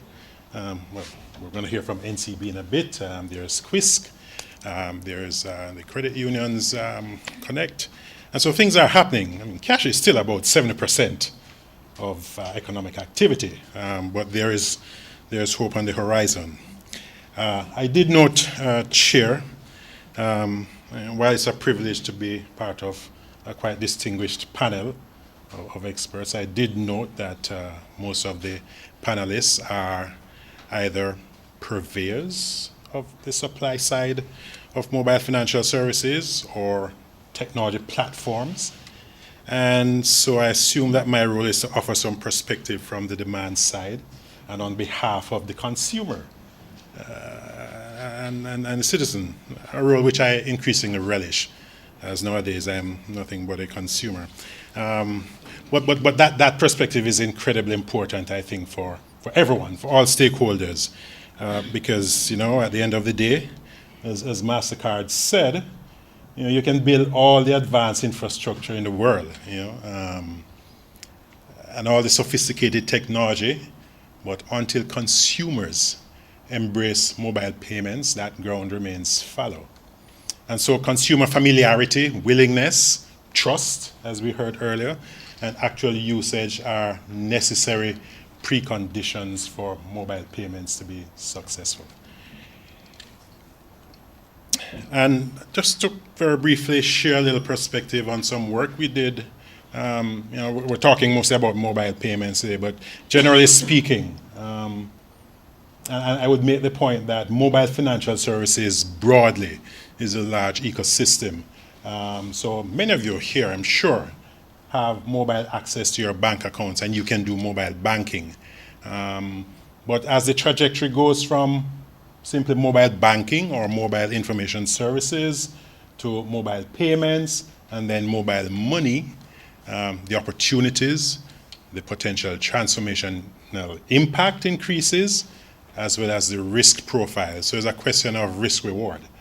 The more reward, the more potential impact, the increase in risk. And for the purposes of this conference, we're focusing on mobile money. I'll also share some perspective that came out of some research we'd done a couple of years ago, where we're focused mostly on the financially excluded and trying to understand why is it that people are not part of the formal banking system. Because if you don't understand that, if you don't understand what motivates the consumer, then we're going to go and deploy another new technology, and we're going to have the same result, right? And so these are interesting. I'm not going to go through the details of these, but one of the things that is interesting here to note is I do not trust banks. So, you know, and again, it is perhaps not the dominant factor. The dominant factor here is just banks are not relevant because of the amount of financial resources people have, or they just don't have the documentary requirements.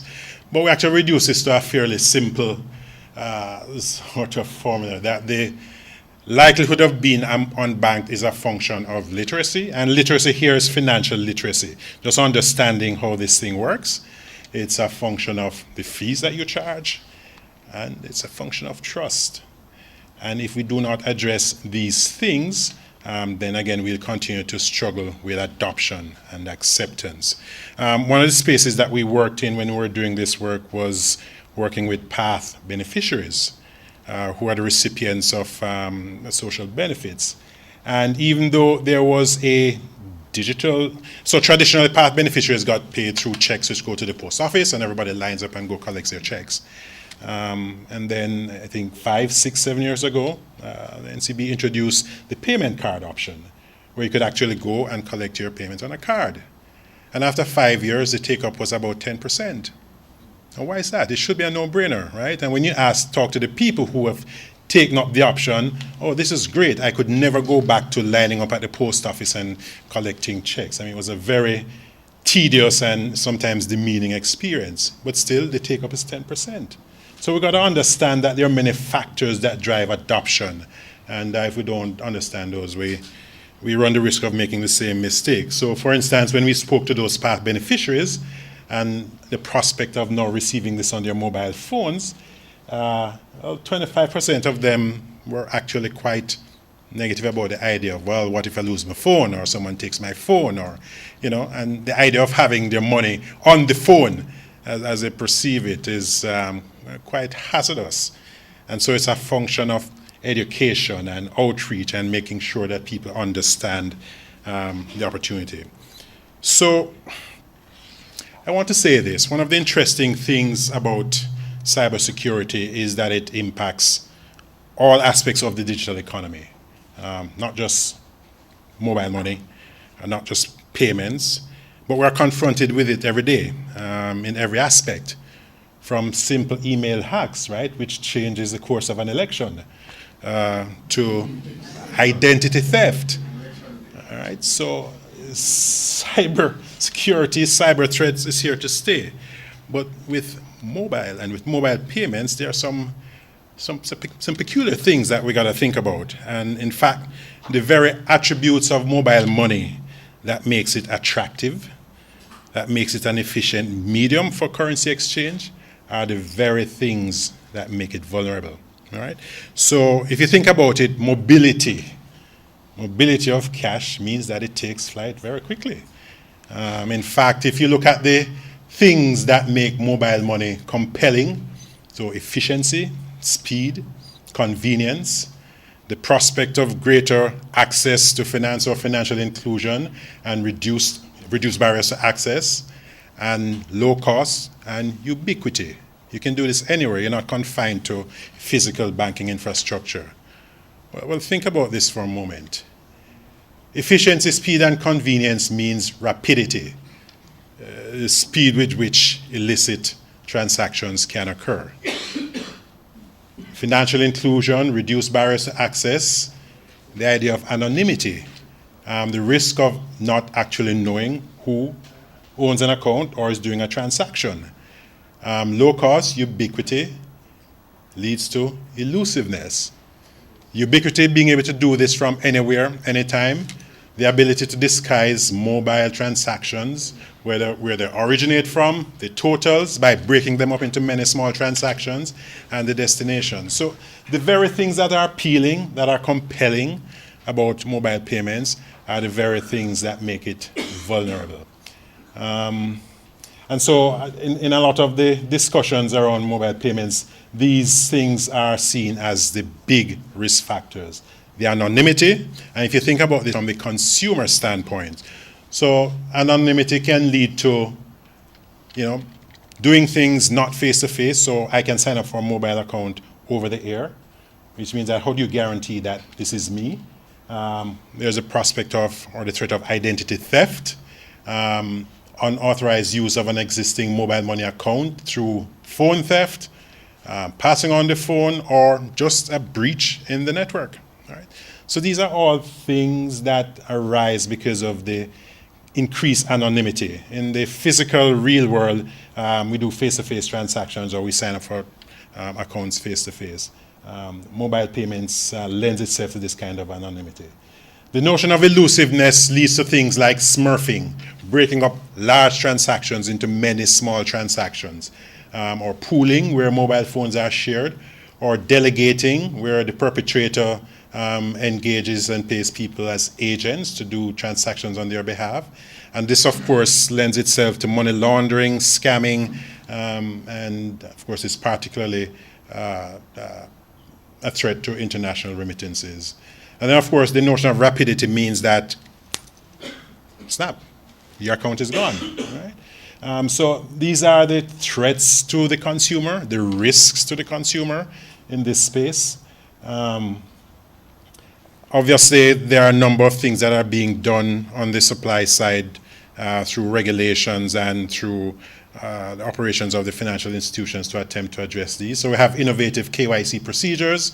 There are the tiered and proportional KYC that are being introduced by the banks, but then you can use creative identification mechanisms such as voice biometrics to identify the person carrying out the transaction or authenticating the transaction. With elusiveness, you can limit the number of transactions, the size of transactions. You can profile customers and look at their patterns of behavior. So you say, well, this doesn't look like John Brown because this is his traditional pattern of behavior. You can use very sophisticated analytics and machine algorithms to detect fraud, to look at patterns, to do predictive analytics. And on the rapidity, so these are a lot of the solutions that the regulators and the operators are putting in place. What about the consumer? And again, since this is my vantage point, I just want to end briefly on three things. It's perception, it's privacy, consumer protection, and finally, opportunity. So perception, the truth is that we can preach all we want, but if people perceive that this thing is risky, they're going to stick with cash. All right, so doing research to understand whether people are ready, having an effective awareness and education are quite important activities in this space if we're going to get to the consumer. Does the data protection legislation offer coverage for mobile money transactions? In traditional banking, we think about the bank secrecy rule. But now you have many more actors involved in a financial transaction. So you have the custodian banks, you have the mobile money providers, you have agents. So there are many more actors. Are all of these persons governed by the secrecy rule? If I'm doing a transaction, can everybody know about this transaction? Am I covered under the data protection legislation? These are questions that we have to consider. In terms of consumer protection, the cybercrimes legislation, Trevor, is it passed? I don't know. Is it? Yes. It is. But does this provide sufficient deterrence, or does it provide recourse for mobile money consumers that are victims of cybercrime? Does Jamaica Deposit Insurance cover the money I have in my mobile account if it gets compromised? Does it?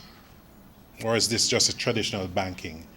A lot of these operators are deploying location-based services which tell them where I am and from where I'm doing a transaction, because with a mobile phone, you can figure out where you are. As a consumer, do I have the right to opt in? Perhaps I don't want you to know where I am, right? So do I have that right to opt into that kind of provisions? What's the role of the Consumer Affairs Commission? When I sign a contract with a mobile payments provider, what does it protect me against? If the provider makes an error or there's fraud in the agent's operations or delinquency, am I protected?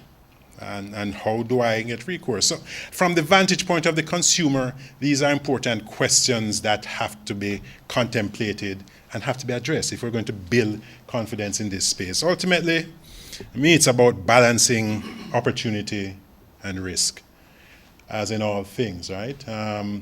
As we've heard, the developmental opportunity associated with mobile money is enormous in terms of inclusion, in terms of innovation, in terms of efficiency of commerce, but it demands a responsive, adaptive regulatory framework.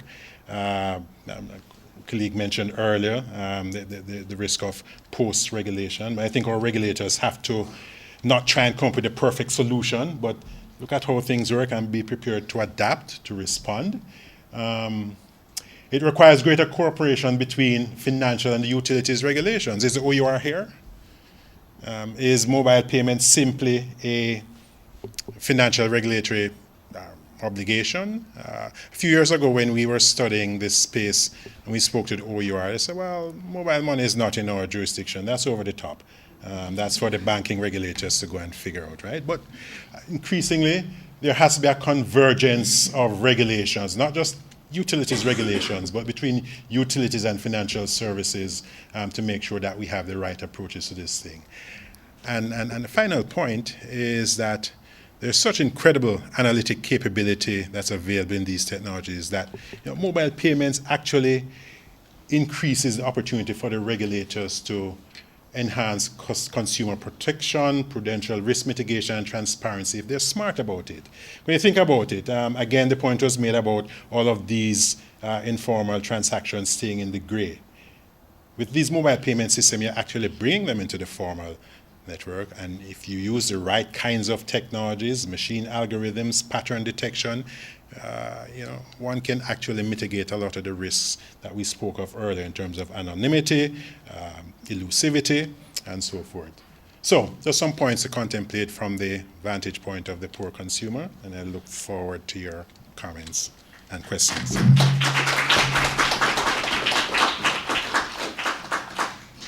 Very important questions.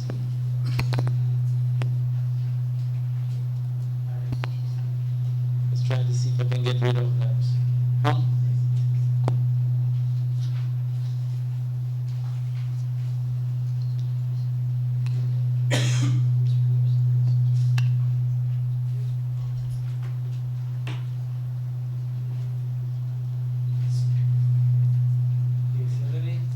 Let me see if I can talk over it. So thank you very much, Maurice. I think the OUR is going to be with us tomorrow. They're not in the room at the moment. And we'll be addressing some of those, some of those issues. But some important questions raised about anonymity, about the protection of the consumer, but also I would say there is the issue of leadership and initial engagement and how the message gets transmitted. Because if it is driven primarily by fear, as many innovations get responded to, then it will take a long time to get adoption. But there are real challenges in people's perception and in the questions of trust that will have to be overcome if we are going to be getting where we are aiming to get, wider dissemination of use of these technologies.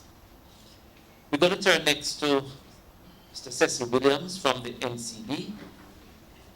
He's a career banker with 30 years of experience in the banking industry, the majority of which in the support role of information technology for the sector. He's currently responsible for IT security and risk management at one of, if not the largest bank in Jamaica. I know that he will set the record straight at least on that score. Cecil.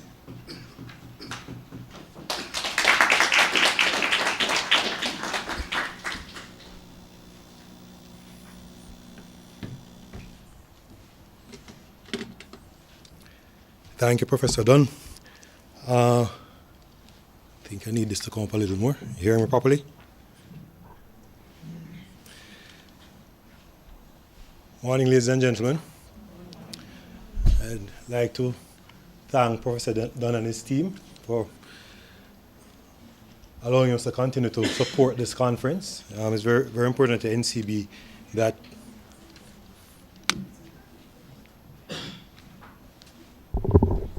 Can you hear me now? Put somebody can't bend over this one. I think this is the one. Hello? Okay. Thank you. So yeah, I was just saying it's very important at NCB to be a part of this because as a leading bank in Jamaica, we wish to continue to participate in matters of security, cyber security. This morning I'm going to be talking about what I call the big picture. And then I'll be talking about what I call the little things. And I deliberately took that approach because sometimes, we get into the use of technology and for like our motor vehicles, for example, we drive them. We know how to brake, we know how to steer. We mechanics. We don't understand how the engine works or the computers that run the car work. But we use the cars every day, and we need to understand some of the basic things about how to use a car properly to save life and limb on an ongoing basis. So I'll start with the big things. And the big picture is going to be looking at the evolution of mobile versus desktop and standard computing. I'm going to look a little bit at what we're doing in the mobile space, some of the opportunities and challenges there, and then I'll move on to the little things. So the big picture, the history. What the slide is showing is a prediction that was made in 2008 by Mary Meekers. She's an analyst, and she said that by 2014, mobile would overtake fixed internet access. And she was actually correct. By 2015, mobile had moved from 400 million to 1.9 billion devices being used, and desktop moved from a little over a billion, 1.1 billion, to only 1.7. So there was an increase in mobile, you know, a massive increase. So mobile is here, and I think it's here to stay. In terms of usage, the study from KPCB shows that in 2008, people were using their mobile devices for about a third of an hour per day. And when you move to 2015, they're now using for 2.8 hours per day. That's mobile. And that compares to 2.4 hours where desktop and laptop computers are being used. So 51% of online use is by mobile devices. So there has been a significant increase. Now, in terms of how we use mobile, 90% of the time spent on mobile is being used in apps. So people are not actually surfing on mobile. They're just, you know, doing things like Facebook. They're doing messaging and social media stuff, YouTube. If you look, there's a 10% gray box that says others. That's somewhere where the financial market falls. So where financial work is going on mobile is a very tiny space today. All right? 10% of it is spent on browsing between Chrome and Safari. Now, as it regards fintechs, fintechs have grown significantly, and these are financial technology providers that are not necessarily financial organizations like banks. Banks are getting into the picture now, but fintechs are usually, there have been a lot of fintech startups that have come alive, and we're seeing that there's a lot of investment in fintech. So in 2008, there was, you know, a little investment, probably about 500 million. It moved up to 2.97 billion in 2013. And I looked at a report from KPMG, which says in 2015 it had gone to 14.5 billion, and this year to date, through quarter three, 17.8 billion.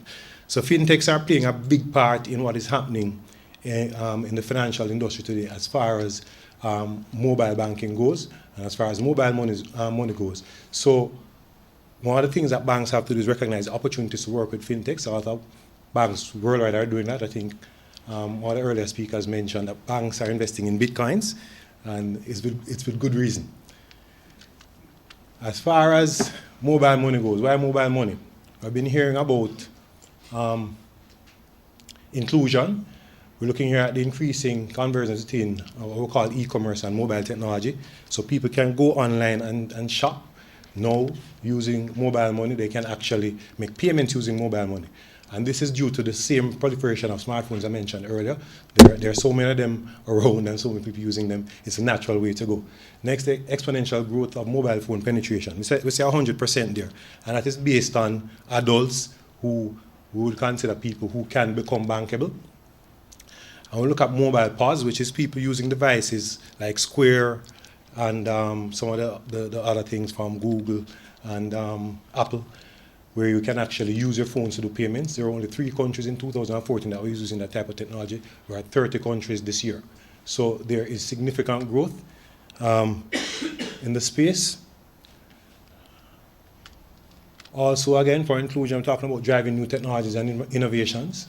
So new technology is making it economically viable to reach unbanked and underbanked. And what we're saying is that even people with burner phones can do financial transactions today. You don't need a smartphone, you just need a phone that can receive a text message. Technology has leapfrogged from branch banking to e-banking and now to mobile money, hence banks getting into the picture. Regulation is a key enabler.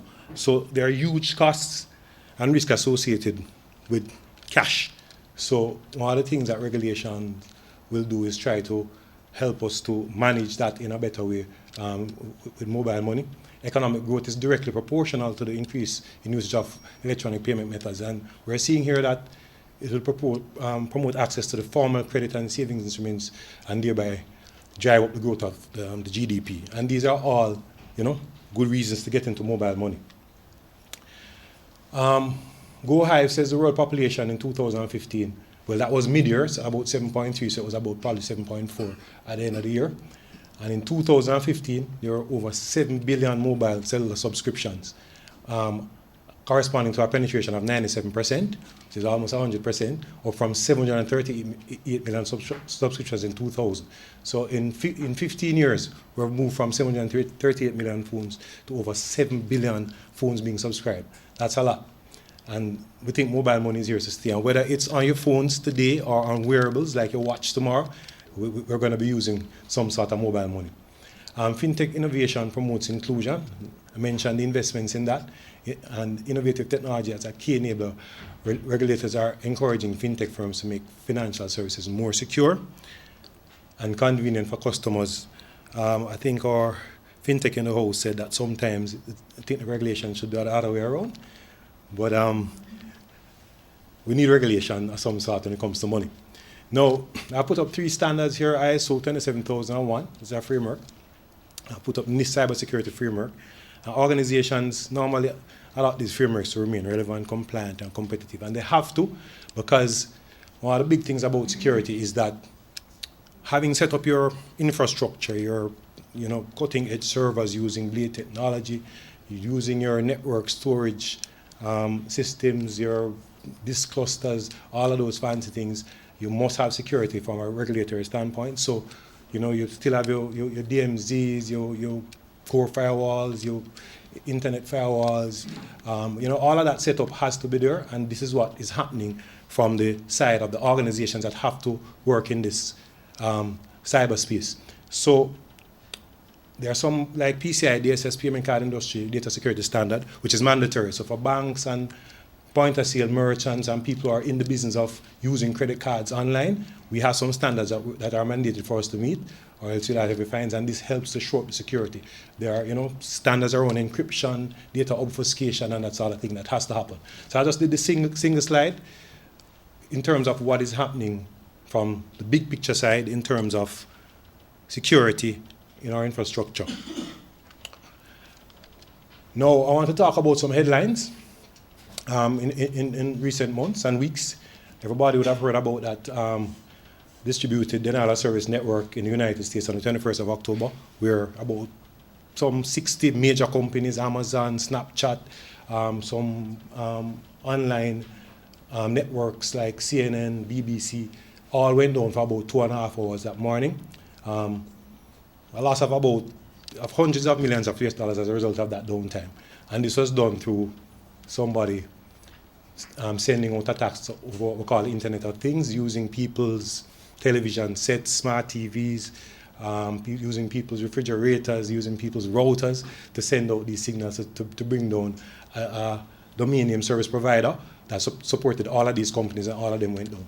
So we're being attacked from that perspective. We have heard about the Clinton hack several times this morning. As my boss says, if that happened to us, we would have picked it up, because what I did was just simply disguise a URL to make it look like a genuine one. But if you know how what a domain is supposed to look like, a domain name is supposed to look like, you'd understand that it was fake. But the two that caught my eye in November were one, an Android banking malware that was imitating banking apps. This is the direction that we're going, and we're finding that there's malware that is looking like our legitimate apps. And of course, some budget phones that came out of China were actually taking people's text messages and sending them back. So these caught my eye because this comes down to the use of your device. And this is where I'm going to now look at what I call the little things. So, by a show of hands, people with an Android phone. All right, expected that. So what we're saying is that a lot of the problems that we're having is not because somebody has hacked into a major system and they're able to, exploit a vulnerability on the system to get to you. They're actually getting to you through you. So I picked out Android phones not because I'm picking on them, not because I think iPhones and Blackberries are more secure, but they're the widest used phones. I thought it would be a good place. So keeping yourself safe depends on you, and there are some simple steps. So I'm going to walk you through a few steps, and I'm going to go by a show of hands as we go. Look before you tap. How many of you see a pop-up on your screen, and you say, what's this? And it says, okay, so you click it. Show of hands. Everybody in here is safe and secure. Okay. The truth is that, yes, they have no built malware that will look like an official pop-up from an app you're using. So you have to be very aware of those pop-ups, because if you click on that, you're introducing things to your phone that you're not in control of. All right. Again, does anybody know of a setting in their Android phone that says allow unknown sources? And who has it on? Again, I know most of you do. All right. Leaving that little switch on exposes you significantly, because what happens is that not only does it allow you to get an app right now that is not from the Google Play Store and is not trusted, but other apps can come onto your phone through malware just by leaving that switch on. So it should always be off, except when you choose for it not to be off, all right? Illegitimate apps. Who has rooted a phone or done jailbreaking on a phone? All right, honesty is good. So this, guys, is where you're going to get hit, because the Google Play Store has some standards. They do allow software development kits for developers to do stuff, and you have side chaining that is quite legal and can come in. However, when you do jailbreaking or rooting of a device, what you're doing is taking out all of the security features that are built in to the OS running on that device and exposing yourself to malware if you're going to be using that phone for financial services. So that's a massive risk. And of course, application permissions. So you're downloading an application and it says, please allow me access to your credit card number, the code to your security for your house. And you say, yeah, man, I need this app. So I hit OK and I go through. Do not do it. If you just think about it each time you're downloading, do I really need this app? It's a cool app, but do I really need it? Because if you say OK to all those things, you're giving away your location, you're giving access to your SMS texts, you're giving access to all the data that passes through your phone. So you should not download an app if you don't think it's worth it. If you think it's worth it, it's your call, but it can be very risky. And in this vein, I'm going to actually just play a video for you.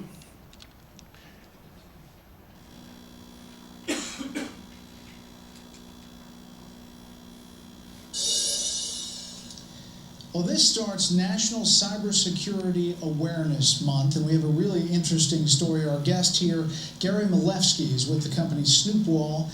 Gary, thanks for being here. It's an interesting and alarming story that you have about this study. I think this is bigger than Ebola right now, because 500 million people are infected and they don't know it. But it's not them, it's their smartphones. So tell me the breakdown. How does this happen? So let me give you an example. If you went to the hardware store, you'd buy a flashlight and you'd turn it on and you'd use it to find your car keys at night or to do some work. We've all installed a flashlight app on our phones. This is the app that you put on and then it just goes up. It's a flashlight. Exactly. And instead of being a normal flashlight, when you hit the on button, this flashlight app is kind of like a real flashlight from the hardware store, except it was made by Mr. Gadget. And it opens up and it says, Brett, can I have your name, address, credit cards, bank account information, family photos, videos? where you're located right now and all your friends and contacts, and can I send that out over this little satellite dish attached to the flashlight, you probably wouldn't buy that flashlight and you wouldn't hit the on switch. But that's what's happening? That's what's happening. The top 10 flashlight apps today that you can download from the Google Play Store are all malware. They're malicious, they're spying, they're snooping, and they're stealing. So where does that information go? What happens to it? So I've been tracking down where it goes, and I've found 3 countries so far: China, India, and Russia. And they use it for various purposes, I guess? All right, so that was just a snippet of what is happening when you're downloading apps, guys. And I thought I'd speak to that today, because if you're going to be using your mobile phone for mobile money or any type of mobile banking services, you have to protect yourself on that device. All right. So I thought I'd share that with you, and I'll take some questions on that later. All right. Thank you. Thank you, Cecil. Clearly, you didn't want to ask how many people downloaded a flashlight. Very interesting, very interesting. You also mentioned this crossover from, actually to the online domain from the conventional PCs and so on. Very, very important. But it also brings the risk associated with that particular tool. So you have to bear that in mind as well. Thank you. Our next and final presenter on the panel is Praveen Amanchala, Chief Technology Officer for QUISC. No wonder he's speaking next to the NCD presenter. He's from California, or the company is in California. I'm from there too, thank you. Okay, there you go. So prior to QUISC, he held various senior technical leadership roles in CyberSource Corporation, which is a Visa Incorporated company. Praveen.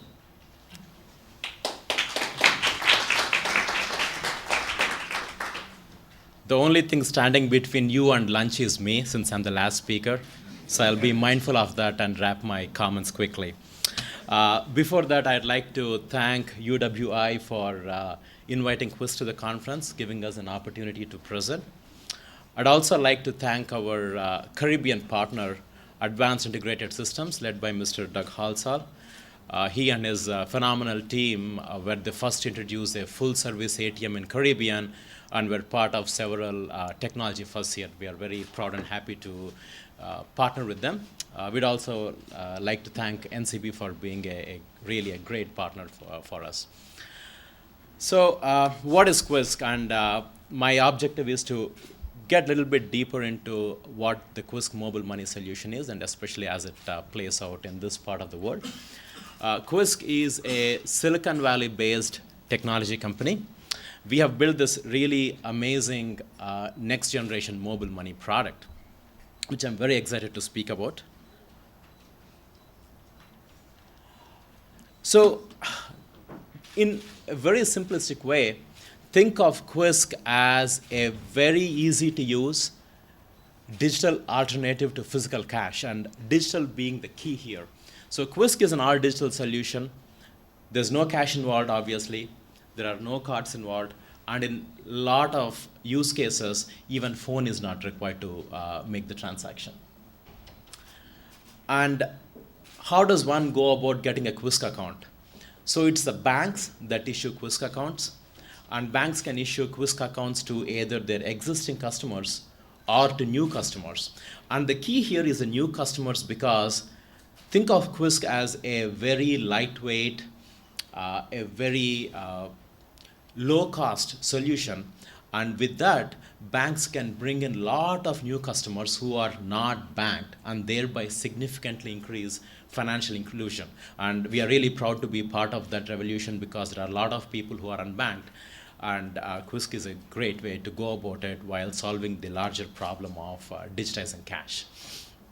And once a account holder gets a QUISC account from their bank, all that it takes to make QUISC transactions is to use their cell phone number, which everybody remembers, and everybody has one, and using a secure PIN. That's about it. And we'll see how we can do that very easily. A lot of you have heard of the word mobile money, and it's been around for quite some time. We believe Quisk is the leader in the mobile money 2.0 revolution. What is mobile money 2.0? Number one, it's bank-centric. And why is it important to be bank-centric? Because whether people like or hate their banks, the number one entity that people trust their money with, how little the money might be, is their banks. So we have decided early on to partner with banks rather than go against them. That's number one. So because Quisk accounts are domiciled within the banks, all the Quisk accounts pass the KYC and AML requirements. And third, excuse me, and third and most important thing is because the money is in the bank, the money is not on the phone. So if somebody loses the phone, they don't lose the money. Money is not even with Quisk. The money is safely, securely held at bank, which, that's their business, and that's what they've been doing. That's the number one key factor of what mobile money 2.0 solution is. The second thing is we are an interoperable open loop network. What it means is that anybody who has a Quisk account with one bank can easily transact with any other customer, a Quisk customer belonging to any other bank, or a merchant that belongs to any other bank. So it's a completely open loop solution. It's like Visa or MasterCard. You just see the logo, you go, you make your transaction. It doesn't matter which bank the merchant is banking with and which bank you have your Quisk account with. And it is definitely in sharp contrast with the traditional mobile money solutions, which have been mobile carrier-led. Speaking of contrast, what we are not is we are not a wallet like PayPal. So wallets are typically these umbrella solutions where consumers can slot multiple payment types, whereas Quisk is a payment type ground up. We are also not like Apple Pay, which is a wrapper around a card. In Quisk solution, there are no cards involved. And we are, again, in sharp contrast with mobile money 1.0 solutions because they are closed loop, interoperable, typically works with other mobile money wallet holders that were given by the same carrier, whereas we are completely open loop. So how do we do this? How do we accomplish all this? So we, with the help of our partners AIS, we connect to the core banking platforms on the banking side. So that's how we reach out to all the bank accounts. And on the merchant side, we connect to the existing point of sale networks. So which means without having to re-establish or without having to create networks from ground up, we are riding the rails of existing networks. So that way, we don't require any hardware installation on the part of merchants. Only thing that is required is one-time software integrations with the banking partners, and that's it. And Quisk is turned on through the entire country.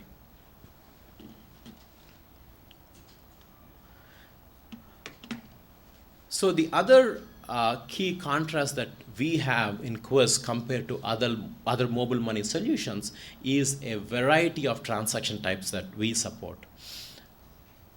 Once a consumer gets a Quisk account using their phone number and PIN, they can literally do pretty much every transaction that they do from the time they wake up till they go to bed.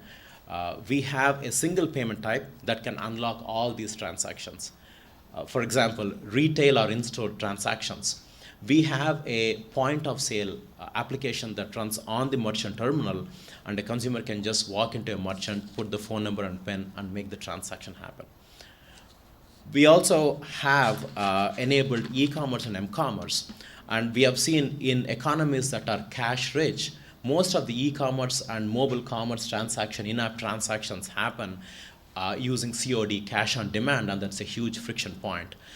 Given Quisk, that it is an all-digital solution, we smoothen that workflow and make it completely frictionless. So e-commerce and mobile commerce merchants can add Quisk as a payment type into their applications and can just complete the transaction as if they were paying with their credit card, but with much ease.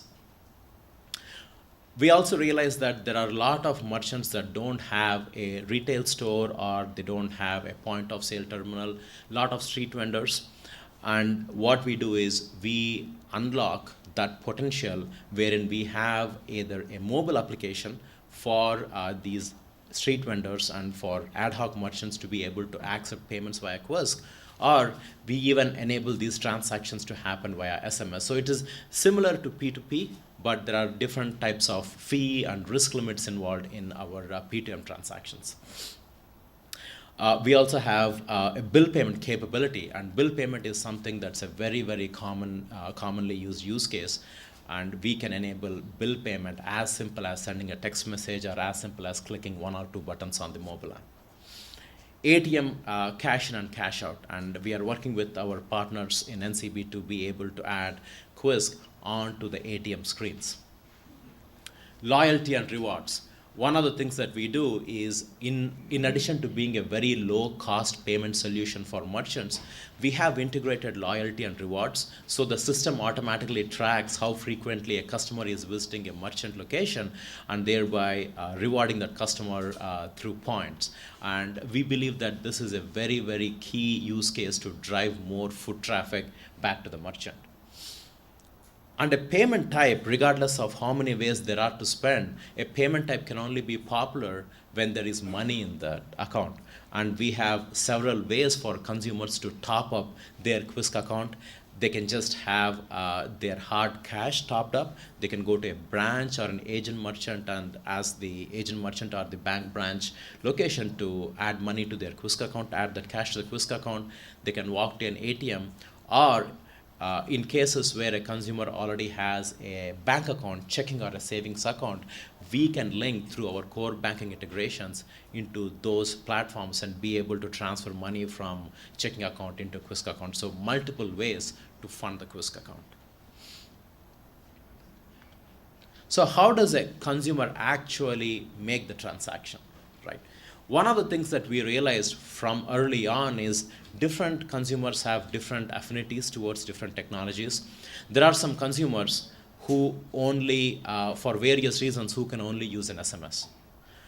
And almost all of our transactions can be performed securely on SMS. And there are some consumers who are more comfortable with online. So we have branded online portals through which consumers can make same type of transaction, paying money to friends, doing bill payment, what have you. And last but not the least, we have native mobile apps on iOS and Android through which consumers can do same transactions, obviously for those consumers who have smartphones and data plans and who are much more comfortable with that. So the idea here being that we wanted a solution that everybody can use to pay for everything that they pay for. And likewise, on the merchant side, we realize that there are a variety of merchants and they have variety of needs. So the simplistic solution that we have is a point of sale application that we work with our acquiring partners and we distribute on existing point of sale terminals. So no new fancy terminals are required to be purchased by merchants, and all that the consumer would do is walk up to a merchant, put in their phone number and PIN. So it's not just a cashless, cardless, but also a phoneless transaction if you think about it. For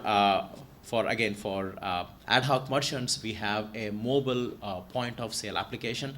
This can be run on a merchant's Android phone, iOS phone, or even on a tablet, and then consumers can just walk in, put their phone number and PIN, and make a transaction happen. We have e-commerce widgets and SDKs, m-commerce widgets and SDKs, wherein these digital merchants can add Quisk as a payment type into their applications.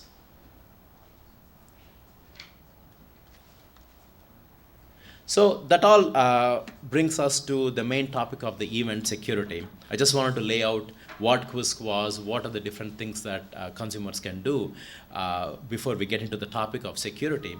And as the panel speakers rightly pointed out, without trust, we cannot make any progress on mobile money. So two things have to go hand in hand: the ease, the convenience on one end, and then security on the other end. And it's always a fine balance. You can't make it extremely easy and sometimes lack on the security aspects. At the same time, you can't have consumers bend over backwards, jump through hoops to make it fully secure. So how do we achieve that balance? So again, this slide does not do justice to a variety of things that we do to secure Quisk as a payment type. Point number one is, I just want to repeat this very critical point, is that the Quisk money, mobile money, is in the Quisk, is in the bank account. It's not with Quisk, it's not on the phone. That's a very, very important point that I want to reiterate. So all that Quisk does is it provides a very easy and convenient way for consumer to reach into that money that's already secured by their banks.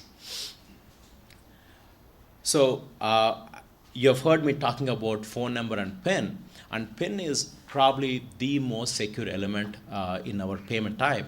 And how do we secure PIN? We employ a variety of ways to make sure the PIN is never compromised. Although we allow a lot of transactions to happen on SMS, we never expect consumers to send PIN on SMS because SMS is not a secure channel.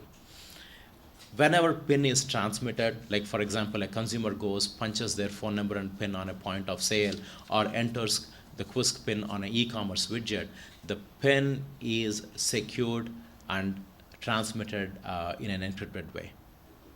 And when the PIN reaches to our systems, we employ several industry-specific standards like salted one-way hashing and other proprietary algorithms to make sure that even if somebody were to hack into our databases, there is no way they can know what the PIN is. So the PIN, the Quisk PIN, is literally only in the mind of the consumer and by no one else, neither by the bank nor by Quisk. And we don't let Quisk apps to work on rooted or jailbroken phones. We just don't allow that to happen. So we detect that, and if some consumer wants to use it, we say, no, you can't do it. And there are some features that we have built in natively into the platform to facilitate some of the security features to be controlled by the consumer themselves. So every transaction results in an electronic receipt. So consumers would get an SMS or an in-app notification when a transaction happens. And merely by looking at that notification, a consumer can make a determination if the transaction was performed by him or her, or if it's a fraudulent transaction. And if a consumer detects a fraudulent transaction, they can issue right then and there, even without calling the bank, a command to lock their account. And then they can call the bank and figure out what is going on. Then we also have an optional two-factor authentication that we leave it in the hands of consumers.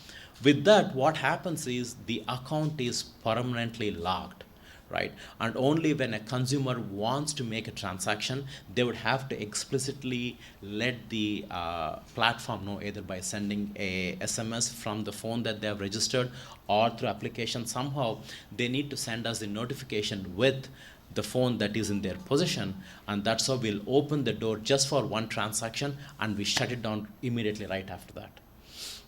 So some of the ways to build that trust and have consumers feel that they are in control of their mobile money.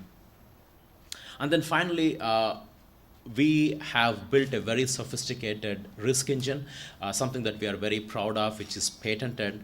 What we do is when we get a transaction, we employ a variety of algorithms and data sets to determine if a transaction is fraudulent or not. Some of the type of data that we look at is the user data, the merchant profiles, and transaction history, what transactions have happened between this customer and this merchant for a previous specified amount of time.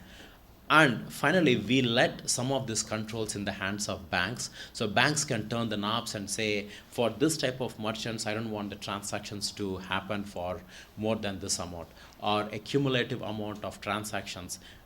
The total number of transactions that happened in a certain time period, like 24 hours or 72 hours, cannot go on beyond certain limit. So those are some of the things that we employ to make sure that the platform is secure. Of course, there are a lot of things that are that go without saying in terms of how we secure our data center, how we we are PCI compliant, and a whole bunch of things that go along with it to make sure that we ourselves, first of all, to take comfort that ours is a very secure platform and extend that trust to our banks, and more importantly, extend that trust to our consumers. So the next thing that goes hand in hand with security is privacy. To begin with, there is very little consumer information that we store on our systems. And any sensitive information that we store is all tokenized. Like, for example, a consumer wants to link their checking or savings account to a Quisk account, and that account information is stored as tokens. We don't now store any of the actual account information on our end. And banks can choose to encrypt that data using their own encryption keys. So, which means that it's only the bank admins that can get to see the data in clear text. Even Quisk cannot see any of that private information in clear text. So that's on data privacy. So to sum it all up,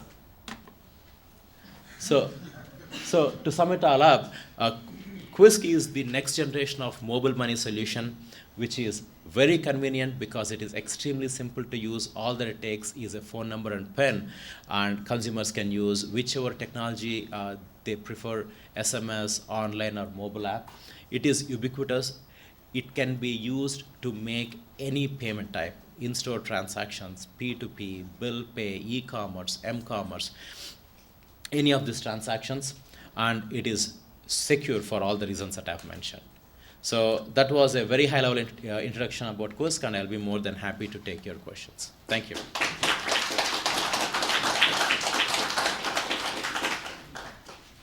Thank you very much, Praveen. Didn't want to rush you, but we didn't want to be here too long in the afternoon either, and it's already afternoon.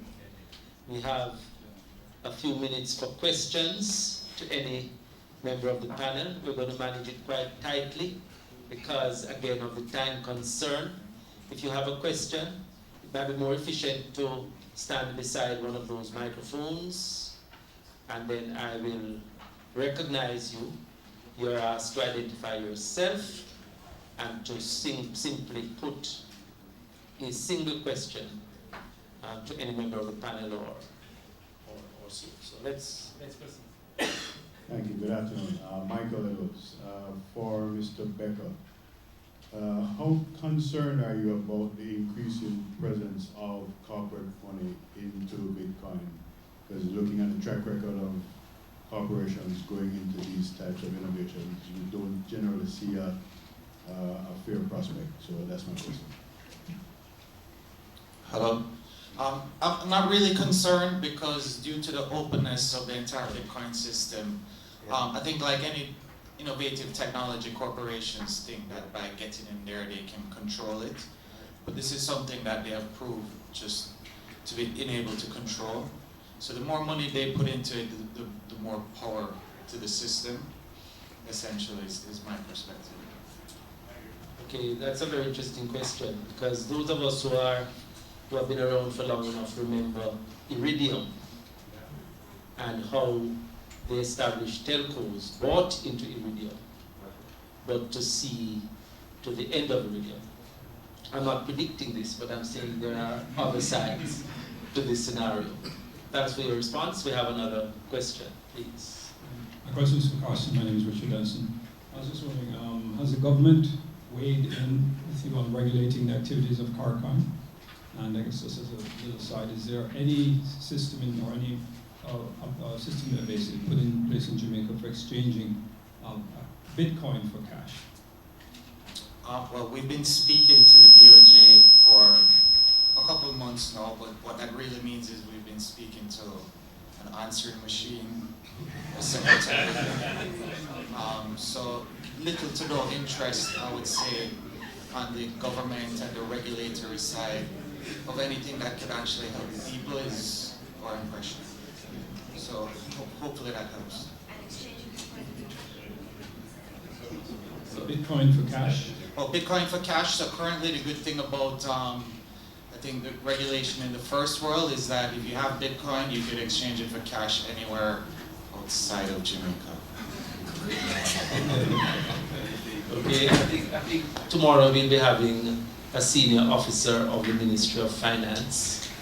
And if you're going to be here, then maybe it's a good time to put some of those questions and for members of the audience to do the same. The next question.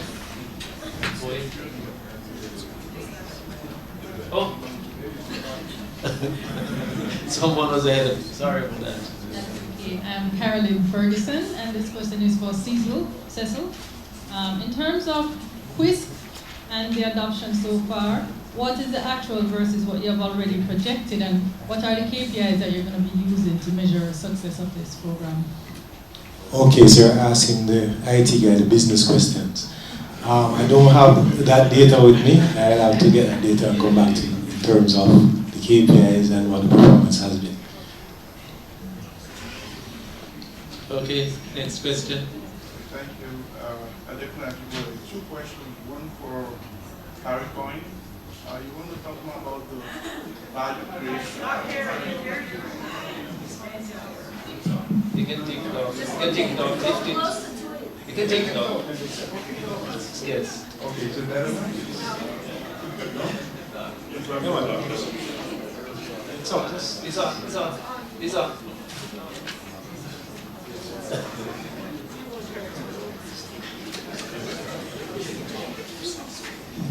Okay, so I had two questions. My name is Adekun Ajiboye.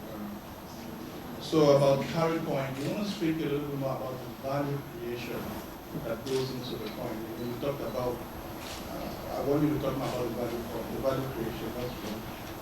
And for QUISC, great, and also what you said, so why would I do QUISC? It was a bank. Okay. Start with you. Yeah, the value creation is, here's a currency that's kind of, it's decentralized, it's a limited amount, so, there's a limited amount of gold, limited amount of diamonds. The more people use it, I think it's more of a publicly perceived value system. There is value created as part of the process of creating Bitcoins, but the more people use it, the more people see solutions to some of the real problems that people in the third world have, de-risking, remittance, so on and so forth. The more value comes into the system, yeah. So it's more of a publicly created value, so to speak. So, where's cash now? Sorry? Where's cash now? Well, the idea is that this is going to replace cash. Yeah, well, there's cash in it. Is there cash in it? Who's making money off of it? Cash in the value creation of Bitcoin. There's cash in the form of, for instance, when you mine Bitcoins, you use energy. Energy has a cost. Electricity has a cost, yeah? So Jamaica would be the worst place to mine because we have one of the highest energy costs here. But in North Carolina or say in China, so on, it's very cheap to mine Bitcoin. So energy is a part of the cost of creating Bitcoins, the technology, so on and so forth. So you can link some financial movements on that side. All right, about QUISC. So you had two questions. Why would consumers want to use QUISC and why would banks want to use QUISC? So consumers would want to use QUISC because it is a very simple alternative to cash. So procuring cash, getting physical cash in your hands, it requires a visit to an ATM location. It is a moving part and something where you can exchange value. You don't need a physical asset for it that is just used to go buy stuff. So what QUISC does for consumers is it eliminates that process of getting hold of cash in your hands, right? Number one. And number two, it makes things a lot more simpler. So instead of going and standing in a line to make a bill payment, you could just sit on your couch, watch TV, and just randomly send a text and make the payment happen. So there is significant convenience and ease of use for consumers. For banks, when two people transact using cash, when a person goes to a merchant, pays using cash, or when I give money to my friend using cash, banks make $0 on the fee. Close to 80% of transactions still happen in cash, in spite of Visa being huge, and I've been part of Visa.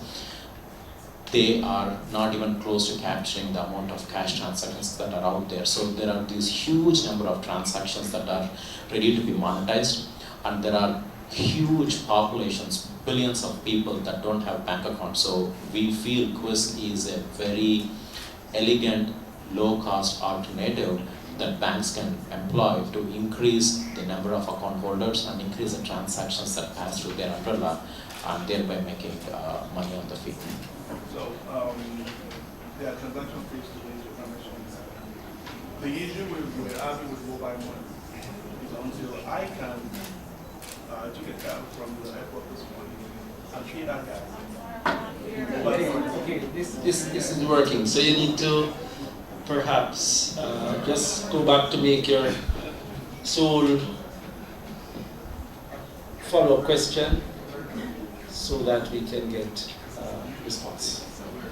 All right, so you're saying that WISC will allow mobile transactions. For example, I speak for the market and very involved business here.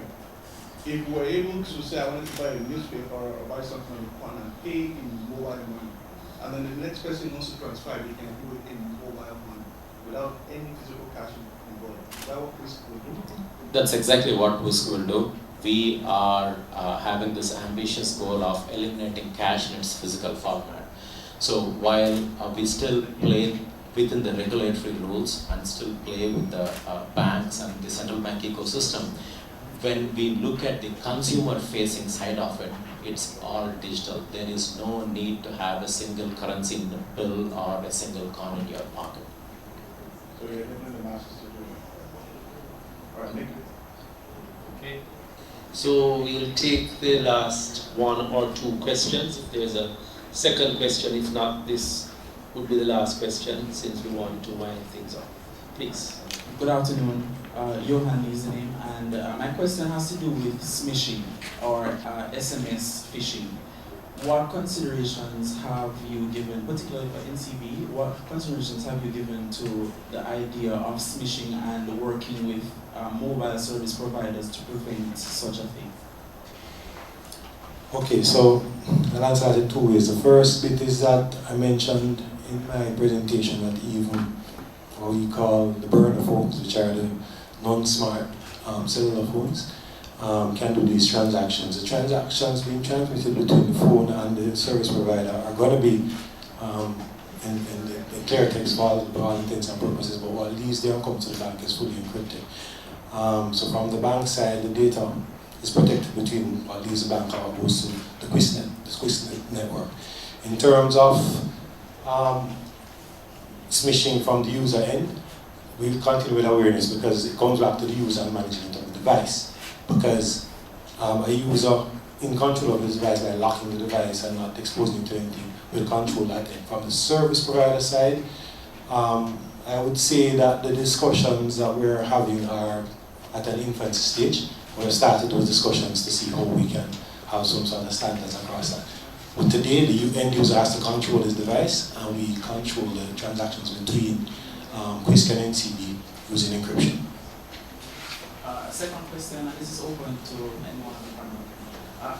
To what extent would you say applying the formula that social media platform innovators, persons who create things like going live on Facebook and such, to what extent would that formula help persons to buy into the idea of mobile money? Because we know there's a readiness to use these things, particularly here in Jamaica, myself included. So how do you work with that? Okay, is the question understood? No. Yeah.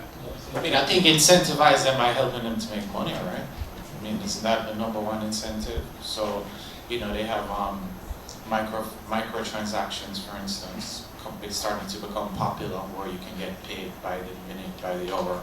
So, I mean, incentivizing from that perspective, I think, would help. I think currently in Jamaica, it's very hard for innovators, young people, to really make money digitally, right? So, I think that's one of the things that some of the new technologies will allow, ways for innovators to get paid, right? If you have an app, ways to make money off of that app. If you have content or a blog, ways to monetize those things. I mean, I think that right now that's something that people in the first world have enjoyed for a long time, and we really need to have. Okay, thank you very much. The panel members will be around hopefully tomorrow and for moments during the corridor, where follow-up questions can be put.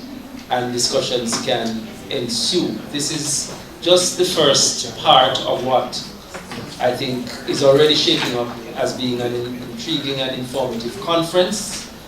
We are winding up the session now, and we will be resuming tomorrow morning at 9. But before we actually just make a comment on tomorrow, I'm just going to ask you if you would be so kind as to show your appreciation to members.